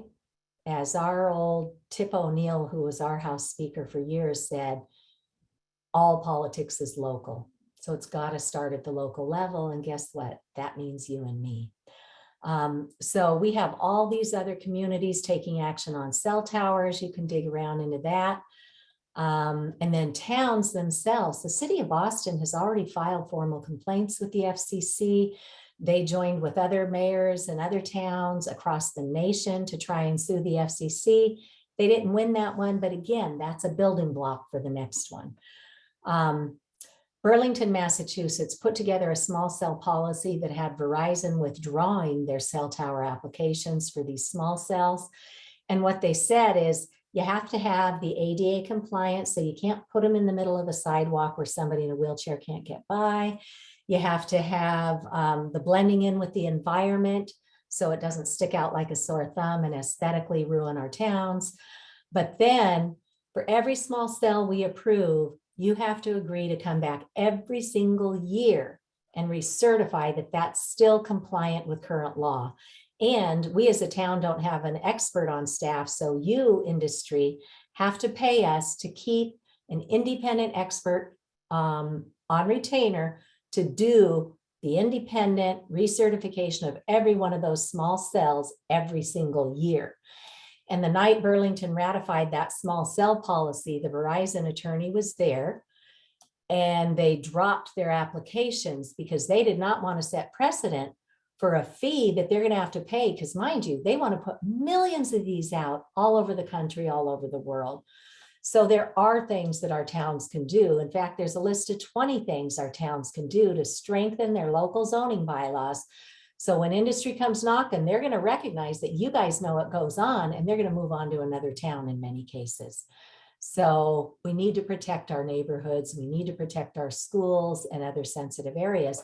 And we can teach you how to do that. Our friends at Americans for Responsible Technology and other groups around the country, they're taking these best practices, and they have a whole toolkit for you here.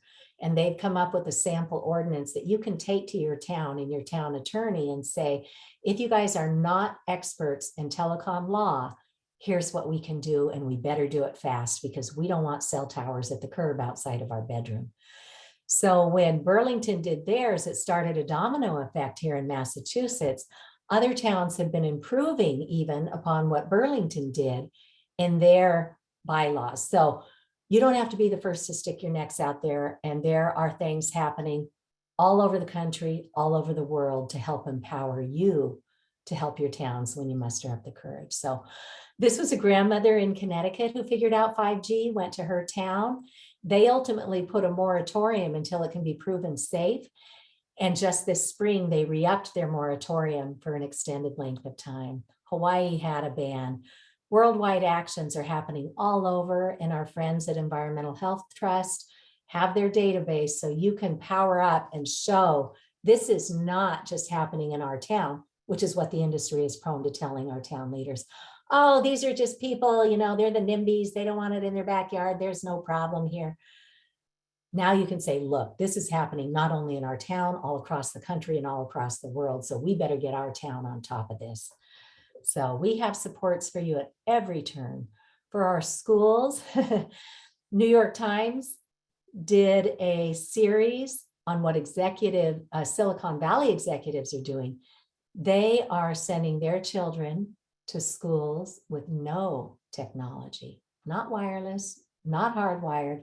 They know that a child's brain properly develops and best develops through interactive learning and independent study with trusted adults, with their peers, and with their natural environment. And here they are pushing that 21st century classroom into our children's lives.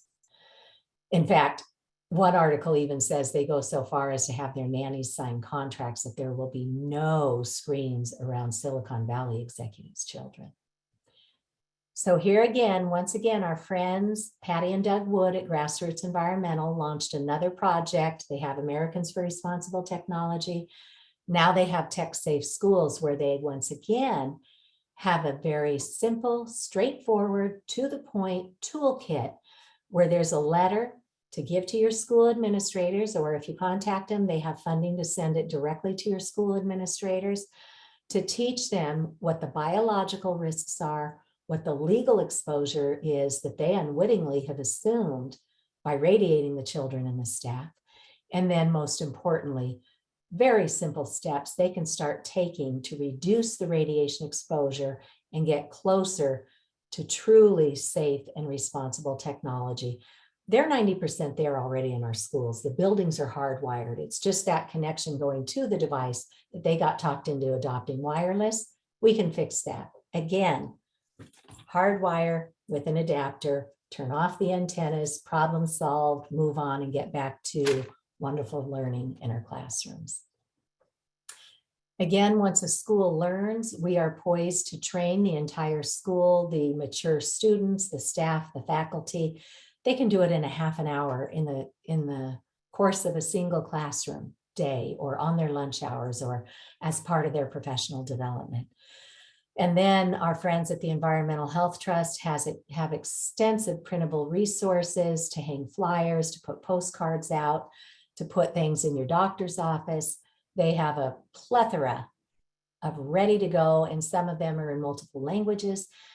They worked very closely with the state of Maryland, which became the first in the nation for their public health agency to recommend that we hardwire our schools. For those who work with the U.S. Collaborative for High Performance Schools, they have a module, thanks to Dr. Tony Stein, on low EMF best practices. So it's all there. Our schools simply don't know. That even during the pandemic, the Mediterranean country of Cyprus, they put out a whole list of how these children should be using the technology at home safely. Hardwire. If you can't hardwire, minimize the amount of time the radiating antennas are on. They give a age by age recommendation, and they tell us, don't be on these screens. It's bad for the eyes. Keep distance. Do the eye gymnastics to strengthen the muscles and stuff. Every child and parent should be given these recommendations. And it's up to you and I, because there's no cavalry coming at the top. We have to do the legwork, empower our public servants, and make the change. But we don't have to sit still while that happens. We can protect ourselves and our loved ones right now. Professional solutions, we mentioned the healthcare conference, 24.5 continuing medical education credits. Dr. Cindy Russell and others have built a website where healthcare providers can go for credible information. And in this, we want to include our public safety people in every one of our towns, because our firefighters need to get recertified for their training as well. So they need the continuing medical education credits. And they're delighted to see that back in 2004, the International Association of Firefighters put out a position statement saying, we do not consent to having cell towers on our firehouses because their firefighters were becoming ill, going out on calls in communities they had served for decades and couldn't remember where they were going. People who were the mellowest, nicest members of their communities are suddenly having anger outbursts. So the IAFF has a position statement. So our firefighters, our police officers should all be asked to go get this training. And the firefighters like it because now that it's a virtual conference, they don't have funding to travel and they can't take the time. So they love being able to do this conference from the firehouse when they're not busy. For engineers, physicists, technologists, architects, we have excellent resources. This paper was an outcome of that Health and Buildings Roundtable Conference. World-leading scientists, doctors, Frank Clegg from Microsoft Canada, the Environmental Health Trust, and others all got together and put out a paper to help our architects, etc., engineers know, here's what we need to do to have a safe built environment as far as radio frequency is concerned. So lots of resources for everybody. For you and I and our loved ones, lots of stuff you might have fun poking around with. These are our little courses. Some of us are do-it-yourselfers, some of us aren't. If you're better at writing a check, hire a building biologist to come into your home to do the measurements so that you can figure out what the gap is between where you are and where you need to be for safe technology. And then you can hire them. You can probably hire, an electrician to come in and fix it for you. But you should just even know there's a whole profession of professionally trained certified consultants who can help you. If there's not one in your area, a lot of them can do coaching by phone and show you what meters or ship you the meters, and you'll get it figured out. The award-winning film Generation Zapped, we're doing 2 screenings in New York and Massachusetts this week. That's all out on our events page at Mass for Safe Tech. But this film was part of the United Nations Film Festival. It was awarded Best Documentary at the Women's Independent Film Festival and others.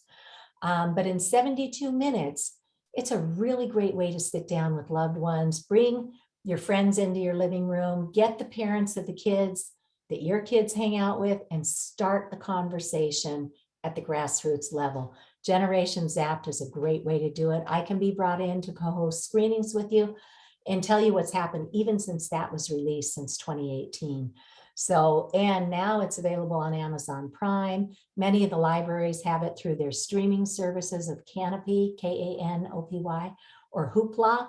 So easy to get. And then check this out on PBS, one of our colleagues, Camilla Reese, worked with PBS and got Bert Wolf to do 2 episodes on public broadcasting about this issue. So you can click right here and watch those 2. And then, as we mentioned, our friends at Americans for Responsible Technology have this incredible toolkit where you have all these things to take to your town, or if you want to start sooner, to take to your neighbors and say, we all need to learn about this because together we can help make meaningful change to protect ourselves with zoning updates. So great resources that, gosh, when I fell down the rabbit hole, we didn't have any of this.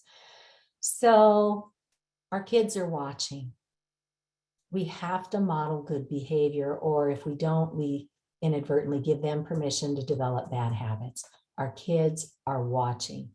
So set limits for yourself and talk to them about, talk to the kids about them. And I love this poster because so much time is spent with our thumbs up our phones these days, or our tablets, or in front of our computers. What did we used to do? What made us feel good?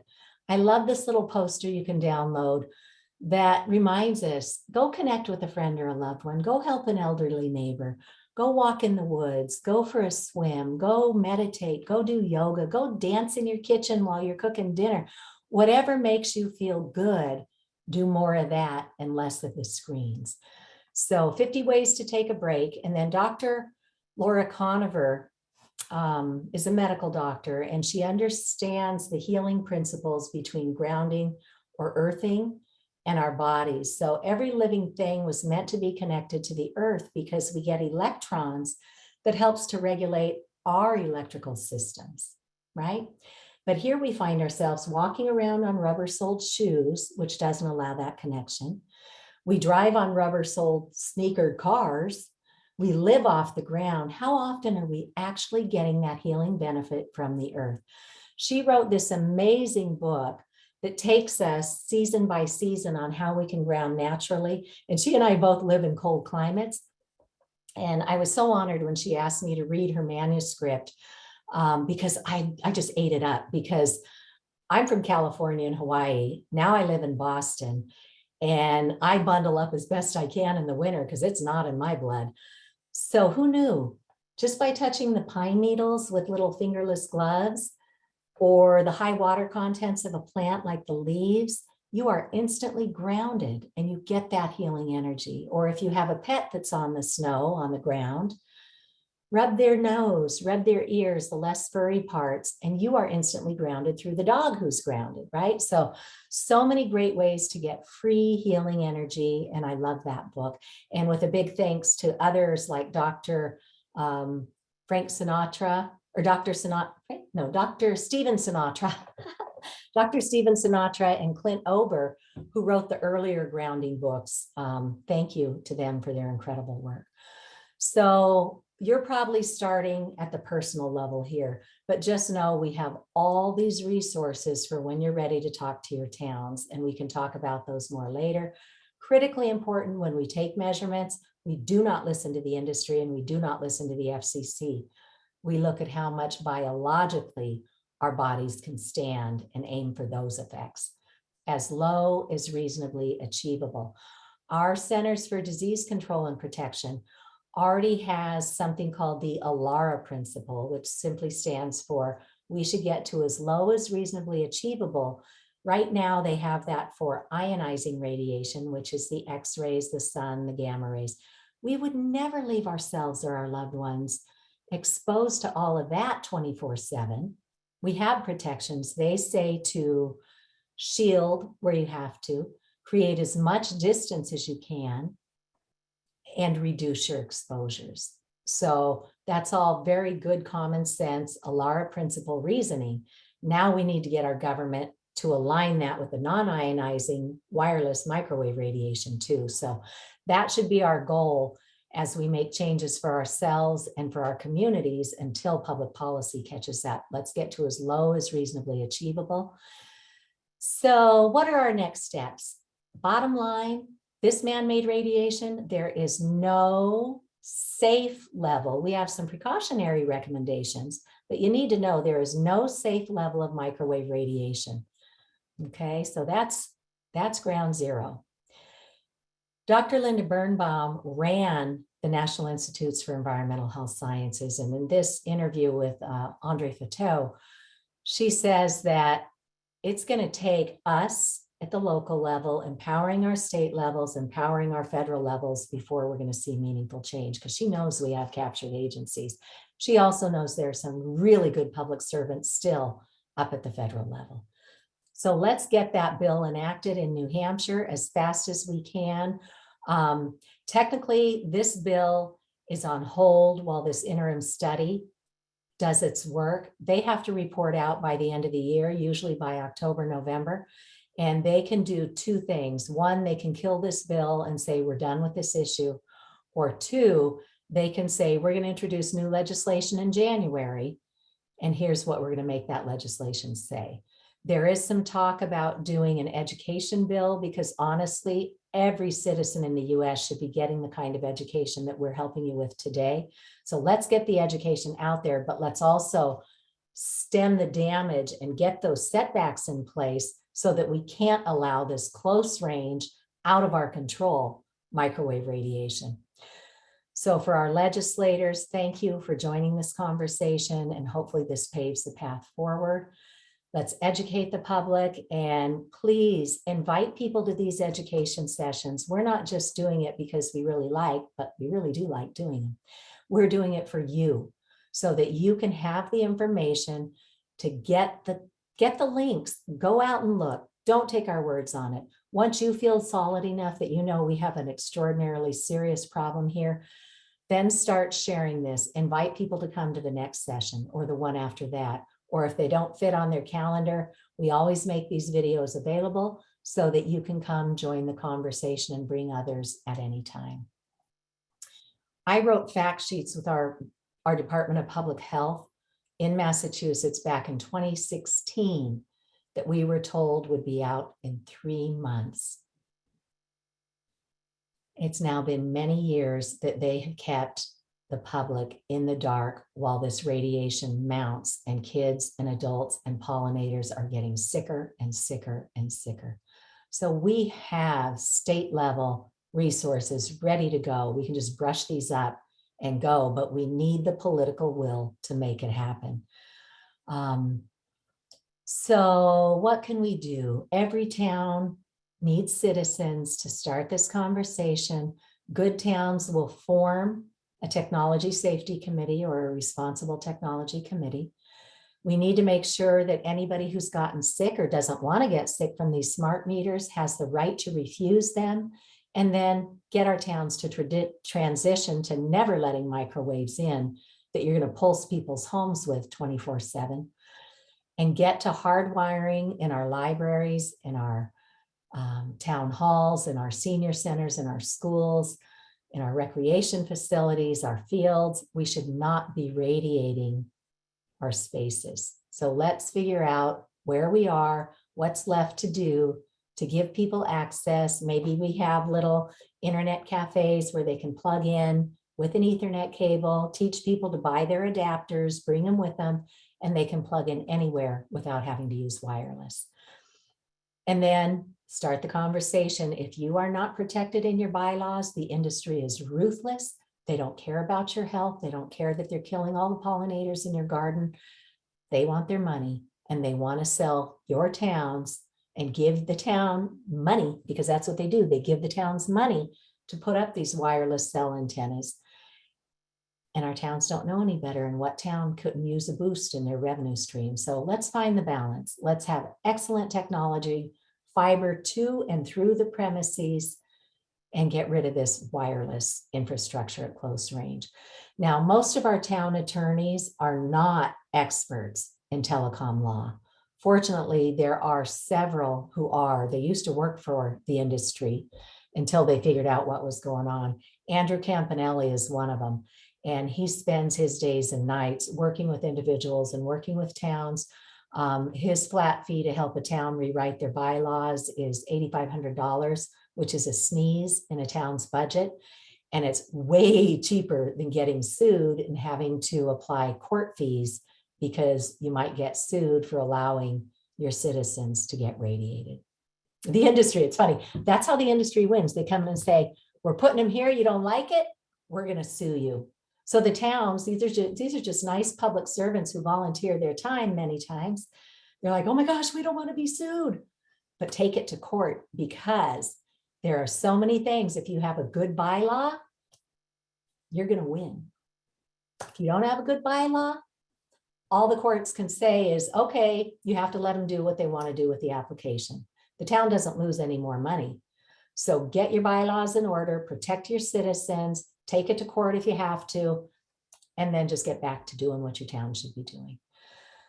So I can be brought in to do forums like this. Tri-Town Board of Health in Massachusetts brought me in. We did a Zoom forum. I've been brought in to present in person. I love getting out and meeting with people. But right now, start the conversation with your schools. Give them these excellent resources.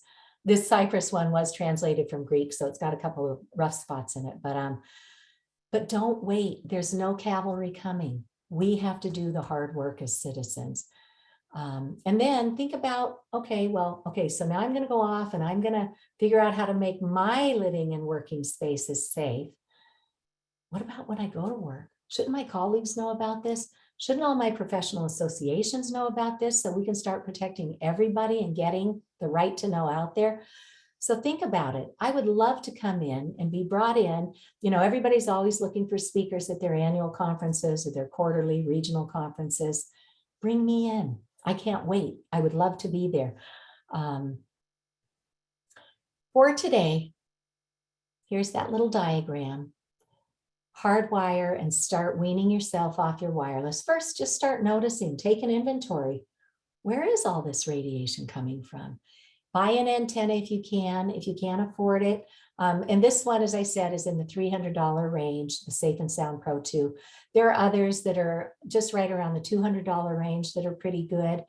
But you need to know what you're up against. And with the Internet of Things, those antennas, I kid you not, they're showing up in everything. And you wouldn't know unless you start getting sick from it, or you have a meter to prevent it from happening. So go in with friends, get one for your library to share with everybody, but you need to measure or you don't know what you're up against. So work, take baby steps, protect your sleep first of all, notice what's radiating.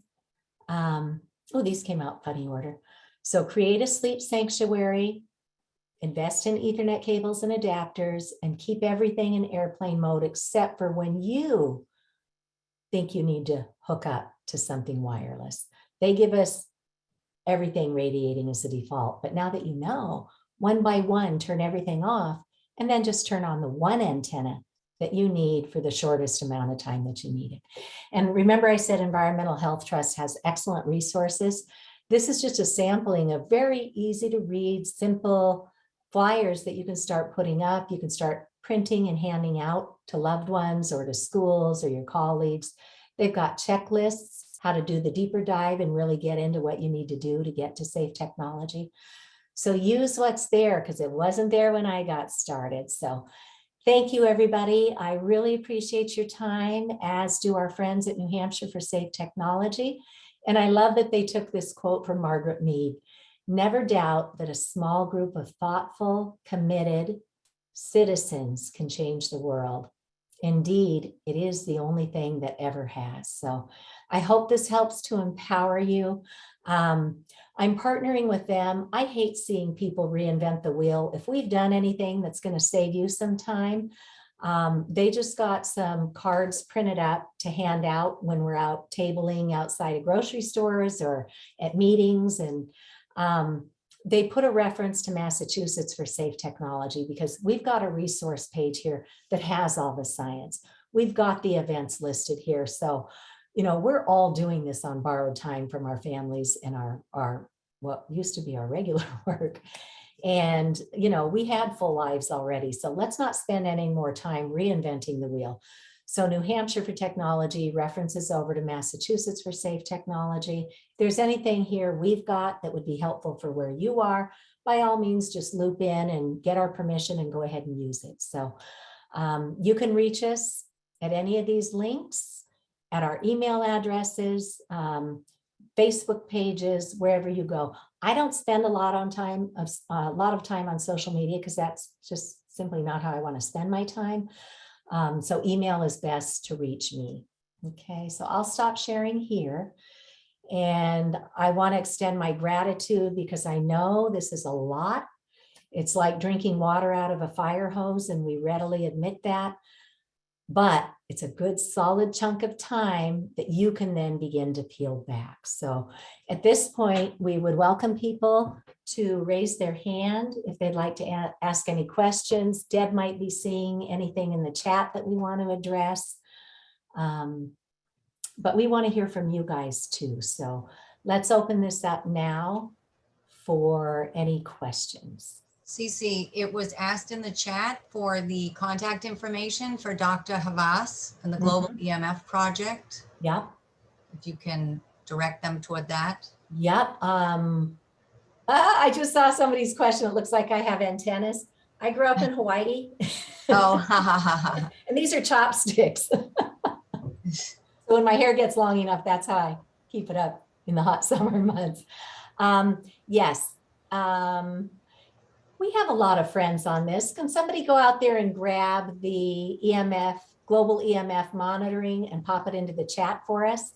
But like I said, when you get our slides with the video, you'll be able to go do that for yourself. But if somebody can take that again and pop it into the chat, then that will save us. And then I can move on to the next question because I know we've been doing this for a long time. Okay. Other questions, Deb, or anybody who wants to raise a hand among our participants? Okay. What I would like to do is unmute my colleague, Mikko Ahonen in Finland, and welcome him to say a few words with us. Mikko, are you still with us? Yes, I'm still here. So. Wonderful, Mikko. Why don't you go ahead and tell us a bit about the work that you've done researching radio frequency radiation and the state of affairs in Finland today. Great. So it's holiday season right now here in Finland. And so I have been working as a researcher something like 25 years. And I'm still in the research group of Lennart Hardel. So Lennart Hardel is the medical doctor and professor who has studied the connection of brain tumors and mobile phone use. And of course, our research group has been interested in generally the effect of microwaves, also from cell towers. And our latest papers or research papers, they are very much about cell towers. And our latest papers actually showed that when they were updating those 4G or LTE base stations, the level of microwave radiation in our environment, it really exploded, so to say. And our measurements were done in Stockholm, in Sweden, but it's the same situation in Helsinki, in Finland, and of course in Boston, in Massachusetts, and so on. This is a very difficult situation. Cece, you explained quite nicely the challenge of guidelines. And I must say that there is this a strange organization here in Europe called ICNIRP, ICNIRP, so International Commission of Non-Ionizing Radiation Protection. And the challenge here in Europe is to bypass that organization somehow, but it's not easy. And also my colleague Rainer Nyberg is also somewhere on the line, and Rainer could also explain some challenges what we have had, for example, with smart meters. Generally, I can say from Europe that the challenge is that the European Union is pressing communities and cities to install more and more 5G. And my hometown, so Tampere is my hometown, and so Tampere is trying to become the leading millimeter wave city in Europe, so having the fastest millimeter wave connections, and it's very problematic. So I will stop here and maybe let Rainer continue. Well, Dr. Ahonen, thank you so much. You are one of our heroes. We're so grateful for the work that you and your colleagues are doing. I know that you recently published a great paper about the small cells in South Carolina here in the United States. And I know measurements were also taken in Boston. So we look forward to that research when it gets published. And thank you. Yeah, just to thank you for being my partner. Go ahead. So just to add, it was my colleague Tarmo Koppel who was doing those measurements there in the United States. So my greetings to Tarmo. Yeah. Thank you so much. I think Rainer has actually had to drop off the call. Oh, I see. But we're so grateful to you, Mikko. And what a privilege it was to be introduced to you by Dr. Deborah Davis those many years ago. Mikko and I had a meeting yesterday, and I was looking at it going, I can't believe we did our first course back in 2016. And still we're trying to get the public educated. So I hope we're getting closer and closer to a tipping point. And thank you for your brilliance and everything that you do for our world. And I'll see you next week. All right. Thank you, Mikko. Thank you. Yeah. Okay. Other questions or other people who would like to speak? Anything good going on where you are that you want to share positive, happy thoughts about? Last time it was great. Mary from, oh gosh, I want to say like Minneapolis shared with us that a bunch of her neighbors were working from home and they started hearing construction. So they, like a dozen of them went outside, discovered a small cell was about to go up. They did a peaceful thing. The police were called, the police sergeant was called, the police captain was called, and they mutually decided that this isn't what the neighbors want. And so they asked the small cell vendor to go away until they can get their local government to weigh in on this. So, oh, yay. Thank you, Carolyn Stark. She says she's also working with Mary on that. So we just want to share the good news because we know this can be overwhelming when you first come into it. But the bottom line is really simple. We need safe, protective technology, and we know how to get there. Skip the wireless, except for emergencies, and just get into a new habit of using hardwired connections, which are always going to be faster, safer, more reliable, and better for the environment. So, all right, Deb, do you see anything more from your end? I am looking. I don't see any hands raised or questions. Okay. That's it. All right, everybody. Well, thank you again. Thank you to our friends at New Hampshire for Safe Technology. Thank you to the legislators who are starting to join us. And let's see together what we can do to move our world to incredible, safe, and protected technology. Thank you, Cece, as always, for your wonderful presentations. All right. So our next one is going to be on July 25th, which is Monday night at 6 p.m. And we look forward to having you bring friends and townspeople, maybe your medical team members back with you, because this is how it's done, guys. Have a great evening. Take care. Bye-bye. Quick question. Here they come. I'm sorry. I couldn't figure out how to, this is Sonia. I'm in Florida. How can I find out, like, say, for instance, a group that's, their focus is, addressing these issues with 5G? So what I suggest you do is go out to Americans for Responsible Technology.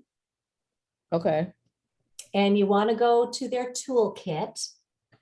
And then you want to click on join a group. I know there are many groups in Florida right now who really know about this issue, and they can mentor you if there's not one already right in your local area.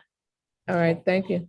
And they have Americans for Responsible Technology has a separate page that says start a group. So Know those resources are there, and good luck. All right, thanks. Cece, Yes. hi, I have a question. I'm an Ohioan and they have Okay. bought hook, line and sinker into the whole 5G experience. Mhm. I am now sick. Tower installed less than a month ago, about 300 feet from my home or less. And I've already reached out to the mayor with not a lot of success. Basically, I was told her hands are tied. I kept saying, no, they're not. And she said, yes, they are. I said, no, they're not. And I had very little information, not nearly what I know today. Like you, I've gone down many rabbit holes. I have a nursing background, so I understand a lot of health. And I myself am now experiencing this, and it's tough even with family members. They look at you like you're kind of crazy. I've gotten enough tinfoil hats comments that I'm going to start making my own and selling them as a joke to get awareness, because people are not getting this. And I'll they're tell not you being- what, if you make not it being be a told. Christmas ornament, I'll buy one from you. All right, well, we'll do that for awareness. But how do I get a state like Ohio, where the lame duck governor on his way out basically gave carte blanche to Yeah, the telecom companies to install these? And, right. you know, how, I mean, it really, this is an amazing uphill battle. That Yes, it is. And, you know, everybody's joining this conversation at a great point in time, because we do have so many resources already teed right up. But here's what I would suggest, like with the last woman who just asked, go out to Americans for Responsible Technology. If there's not a group in your area, we have people in most states already. If there's not somebody in your area, then go over to the other page to join or to start a group, and, you know, invite your besties over. But I would recommend you get an RF meter in hand. Do you already have one? I did. I actually purchased one after I had symptoms. And Okay. it was done more to validate what I was feeling, Yeah, as opposed to looking at a meter and then saying, I am feeling this. right. So it was purchased after. And it's eye-opening for others because, you know, it's invisible. So why should people believe you, right? Right. Once you do these two things, then I usually get their attention. One is show them the legal fine print in an iPhone. Okay. Two, once they've read that, they kind of go, whoa. Right. Two, show them the radiation coming from their device. And then ask them to turn it off and measure again. Yes, I did that with my sister. Did it And she- work? It did, and she's a flight attendant, so they were given 5Gs to use at work. And I Oh said, my to her, gosh. you might want to, you know, just Yeah, tell your sister, we know of a couple of female pilots who had become ill from radio frequency radiation. And I can put her in touch because I know they would probably appreciate the synergies with a flight attendant. that would be great. Yeah, so reach out and I'll put you in touch with these others. So those are the little things I do to kind of bring this, you know, conspiracy theory that some would call it, down to reality. When they see it's warning them in their own phone, and then you can show them what this invisible toxin is. That's been my most effective way to help people say, well, maybe I should learn a little bit about this, and then send them our way. We're doing these webinars twice a month, right? We've got all of the videos. So if they can't wait, or if they can't make those dates, the information is there. And then don't go it alone. Get a good, at least handful of people in your town to then go back to your mayor and say, we realize you've received a lot of information from the industry. New Hampshire is the only government in the United States to have done a credible review of this issue. Yes, I read would it. ask that and say, I would ask that in the next week, you look at this report and at least read the first 17 pages. It's kind of big print, so it doesn't take long to read. Ask them to put a time reserved on their calendar to look at this report. And if they have a few extra minutes, read the next 10 pages. That's the industry playbook that they submitted as a minority report. And that contains all the bogus information that they keep telling our public servants. So they'll start to connect the dots. They'll start to recognize what they've been told by industry versus what doctors, scientists, engineers found when they investigated. Well, if I might add very quickly, the neighborhood where the mayor is at, which is the neighborhood north to mine, I'm also in the historical part of that neighborhood. There Yeah, are no towers. And when I asked her how many are on this road and north of that road, she quickly said, well, they're up by the library, which of course is the other direction. And so I asked her a second time. And of course it was crickets. mhm. So Yeah, they and- don't have towers in their area by design. These Yeah. are very intelligent, it's a very affluential neighborhood, a lot of doctors down there. I know a neurologist down there. Mhm. So this is done by design that Yeah. they don't have them. Yeah, and again, environmental justice, right? Right. Um, Thank you. Thank you for your, thank you. You're so welcome. And I think you've already figured out, we want to be kind, we want to be professional, we want to be diplomatic, but do not wait. Always put a follow-up time in your communications when you're talking to people and say, I'm going to follow up with you on this date, or if I don't hear back from you by this date, I will be following up. Because we know life happens, we know people get busy, we know our public servants have more on their plates than they can ever get to. So it's up to us to keep the ball moving. So don't give them too much wiggle time. Keep it moving. That's the only way this gets solved. Okay. Catherine, you have your hand up. Hi, Hi. thank you so much for giving us this opportunity to ask you questions and to educate us. I'm coming from California and just recently started delving into this, and it seems like we're making headway with our county actually, which is really exciting. What county? Humboldt County. Humboldt? Oh, awesome. I have a family up in Crescent City. Nice. Yeah. I mean, we're so kind of far out here that we actually are barely just starting to receive 5G, and it's, I saw that was coming. I tried to get my family motivated to go help. yeah, well, actually, so now I've talked to the two major cities and the county, Eureka, Arcata, and the county, and all of our representatives and staff and public servants believe that we don't have 5G on the North Coast. They've all said this to me. We do not have 5G on the North Coast. And so we've been kind of like curious about this because our routers say we have 5G, the phone says it picks up 5G. And so one of my questions, I have two questions. One of my questions is that it would appear as though the internet companies, when they install a new router, are installing 5G with the router. And this information comes from actually the staff member at the county who we've been creating a team with to work on our 5G ordinance. And that feels really, really good. I just really want to recommend that people make friends with their staff people within these various organizations, because the staff are there long term. The staff member has been there for 20 years, and Humboldt County literally has been trying to write a telecom ordinance for 20 years. So of course, I'm trying to get them to hire Andrew Campanelli to come and write our ordinance, so that we just kind of can have a professional expert do it. But my question is, so he said that when the internet installer came to his house to install the internet, that he told him that several times, like a half a dozen times, he has had to problem solve an individual having their internet shut off by the FCC in Humboldt because the 5G levels were so out of whack and so above their levels that the FCC actually shut down an individual's internet for safety, which I thought was amazing because I didn't really feel like the FCC cared about anyone, but maybe they do a little bit. And B, because it was one of two ways that I realized that these telecoms are getting 5G into our community without going through any of the proper regulations. The other way is that they upgrade the 4G towers to 5G. That happened in my town.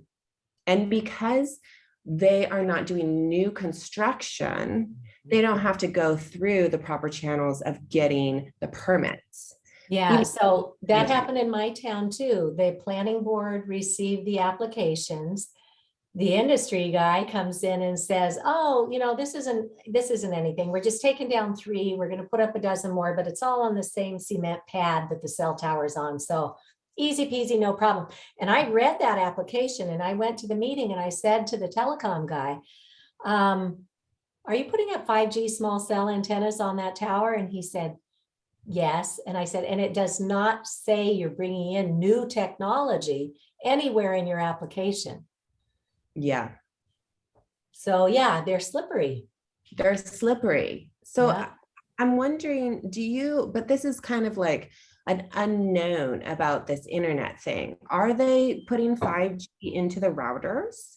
And then thereby, if people get new internet routers with 5G that become their own little antennas in people's living rooms, they don't have to put 5G smart cells on the outside of people's houses if they're just directing it inside someone's living room. Well, what they'll do is they'll put the small cell tower outside that has the beamforming technology that will then connect into your phone or your router. Oh, so Right. it's part of the bigger. So what the proper solution is to skip those small cells and bring fiber to the premises, right? We just got fiber. Apparently, we're like the closest place to Shanghai on the whole coast. And so they just did this whole big weird fiber thing into Arcata. But it's like, well, why aren't we having fiber? Why are we having this 5G thing happen if we're having this cord come across the ocean?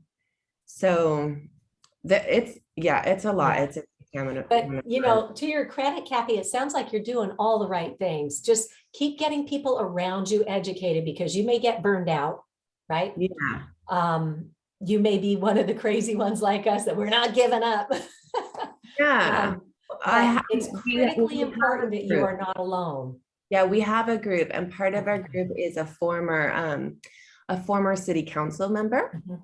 And so that's really, really helpful, because what's not helpful is people who get angry and feel like a victim. There's a lot of ego and testosterone that can get stirred up in this. And but if it helps, sometimes it helps people come off the fence if they hear it from somebody else. So Yes. I would be honored to be brought in to do a Zoom presentation like this with your group. Thank you. You can invite your public servants to all come. That would be great. We're reaching out to our John Ford, our director, and he's the one that we really have to, if we can get him to recommend with us to hire Campanelli, then the county will just do that. I mean, they're just going to do what he tells them to do. And so we have to really get to him. And I guess he used to work in the telecom industry. And I don't know if he currently still has ties to them, if he's currently still getting paid with them. And so it's, I'm basically going to take Campanelli's ordinance and compare and contrast it to the one that they're suggesting. Yeah. That we've already spent. I mean, the issue is that we've already spent a lot of public money on writing an ordinance, but it's faulty, and it's not protected. Right.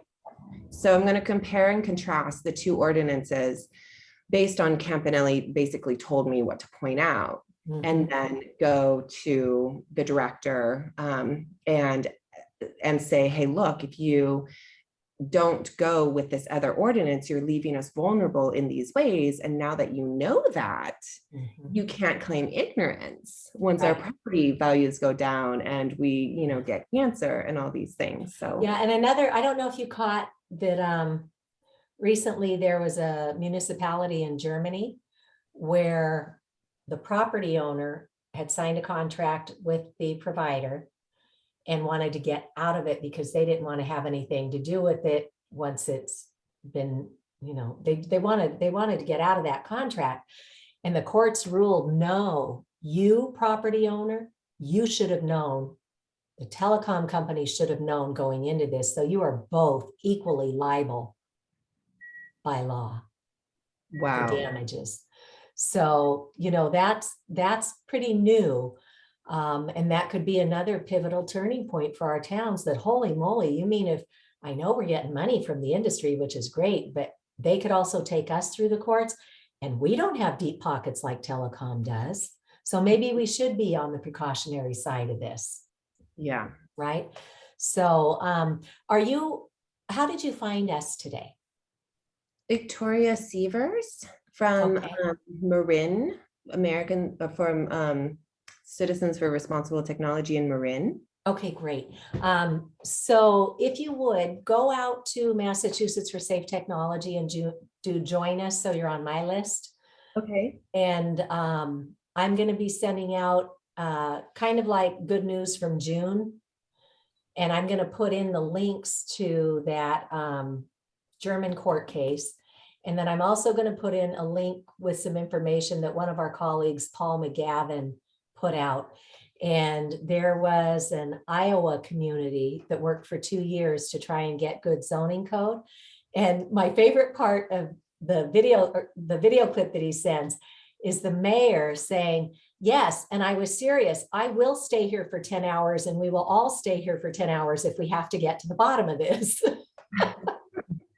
And then in the end, they ratified their new zoning code that the citizens had written because they worked with Campanelli.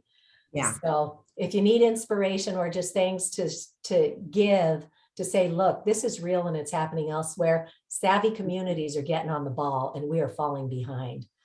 Totally. Yeah, I want to go to each of there's 7 cities in the county, and I want each of the cities to have good. Don't go alone. We had a meeting up in New Hampshire this week with Deb and Lori and Jen and Rebecca, and they're going to start pairing up and going town by town and getting information out all over the town. Take the flyers, set up screenings of Generation Zap, bring the flyers to come to this meeting, whatever it takes. We can help customize flyers or something for you, but you got to get the public engaged because that's what empowers the public servants. Yeah. Right.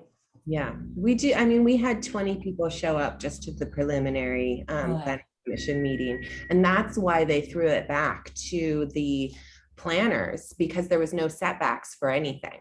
Mm-hmm. And so 20 people stood up, and all talked about the health benefits, which, of course, don't get to weigh in, but it did motivate them to say, wait a minute, let's take more time with this. And from that, then we were able to start working with the staff members and looking at their ordinance. And I started throwing to them ordinances from other California cities, right? Because it has to be within our jurisdiction that have these 1,500-foot setbacks. I found a 1,500-foot setback in Walnut City, California, which is pretty extensive. Like most of them are like 500 feet, 300 feet, 50 feet. So I mean, even just stalling for time to create. Yeah, Frank Clegg from Microsoft Canada would say, delay, delay, delay as much as you can. We know that the legal stuff in the federal courts is going to take time. So the longer you can delay, the better. Yeah. I wanted to just circle back though. I think you are correct, but if I were you, I would check with somebody who's an engineer on 5G antennas being inserted into the new routers. Mm-hmm. Okay. That's logical. I haven't come across it personally yet myself. There's also, I know in my router, I have a 2.4 gigahertz antenna. I have a 5 gigahertz antenna, and sometimes people confuse that with 5G. Right. Because it has a 5 and a G in it, but it's 2 completely separate things. 5th generation versus gigahertz. 5 gigahertz. And that's what I was thinking until I got this other story about the FCC shutting people's internet, people's internet. See if you can find somebody, right? See if you can find somebody who has one of those routers. Do you have an RF meter yet? My mom does. And I don't have internet in the home. I'm doing this off of my hotspot, which, like. Ooh.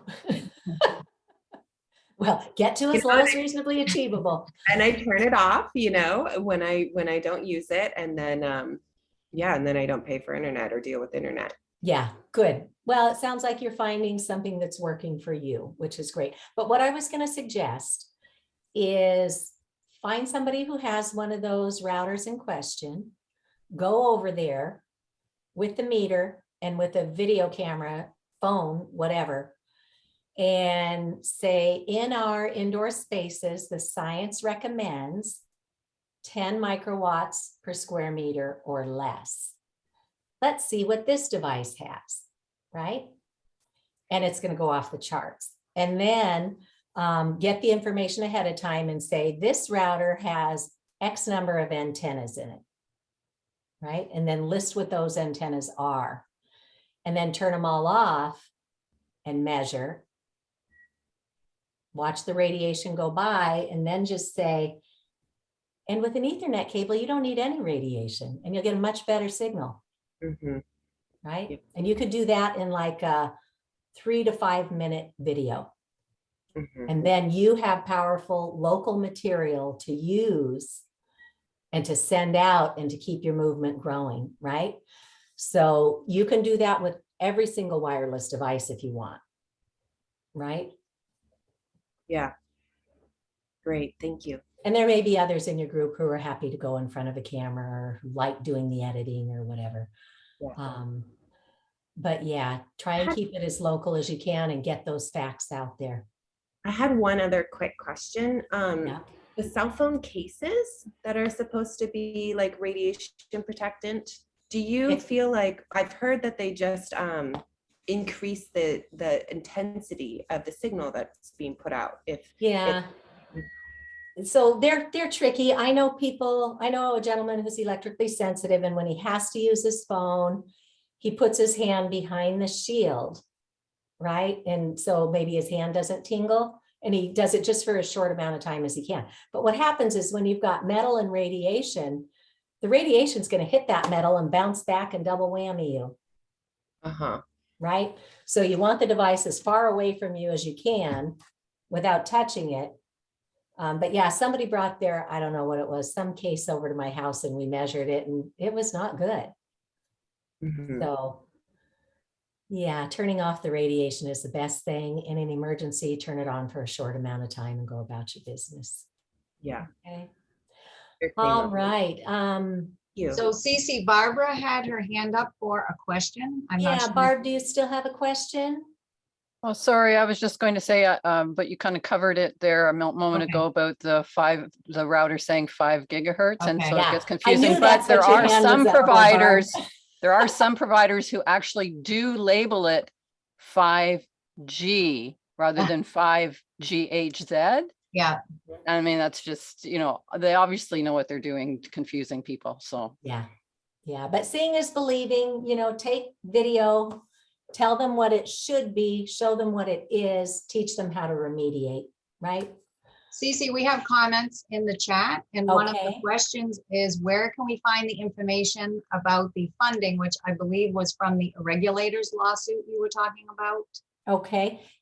You can go out to Massachusetts for Safe Technology, go to our resources page, and go to the legal link, and you'll find it right on that page. There was And also, I know we could just drop it in here for you, but I want people to get used to poking around. I want them to know that these resources are there, and it's got a pretty good search engine at my research repository. So, Barbara, thank you. Thank you for being you too. I know you've done so much up in Canada. there's also a request from Geraldine to please share a universal flyer. Okay.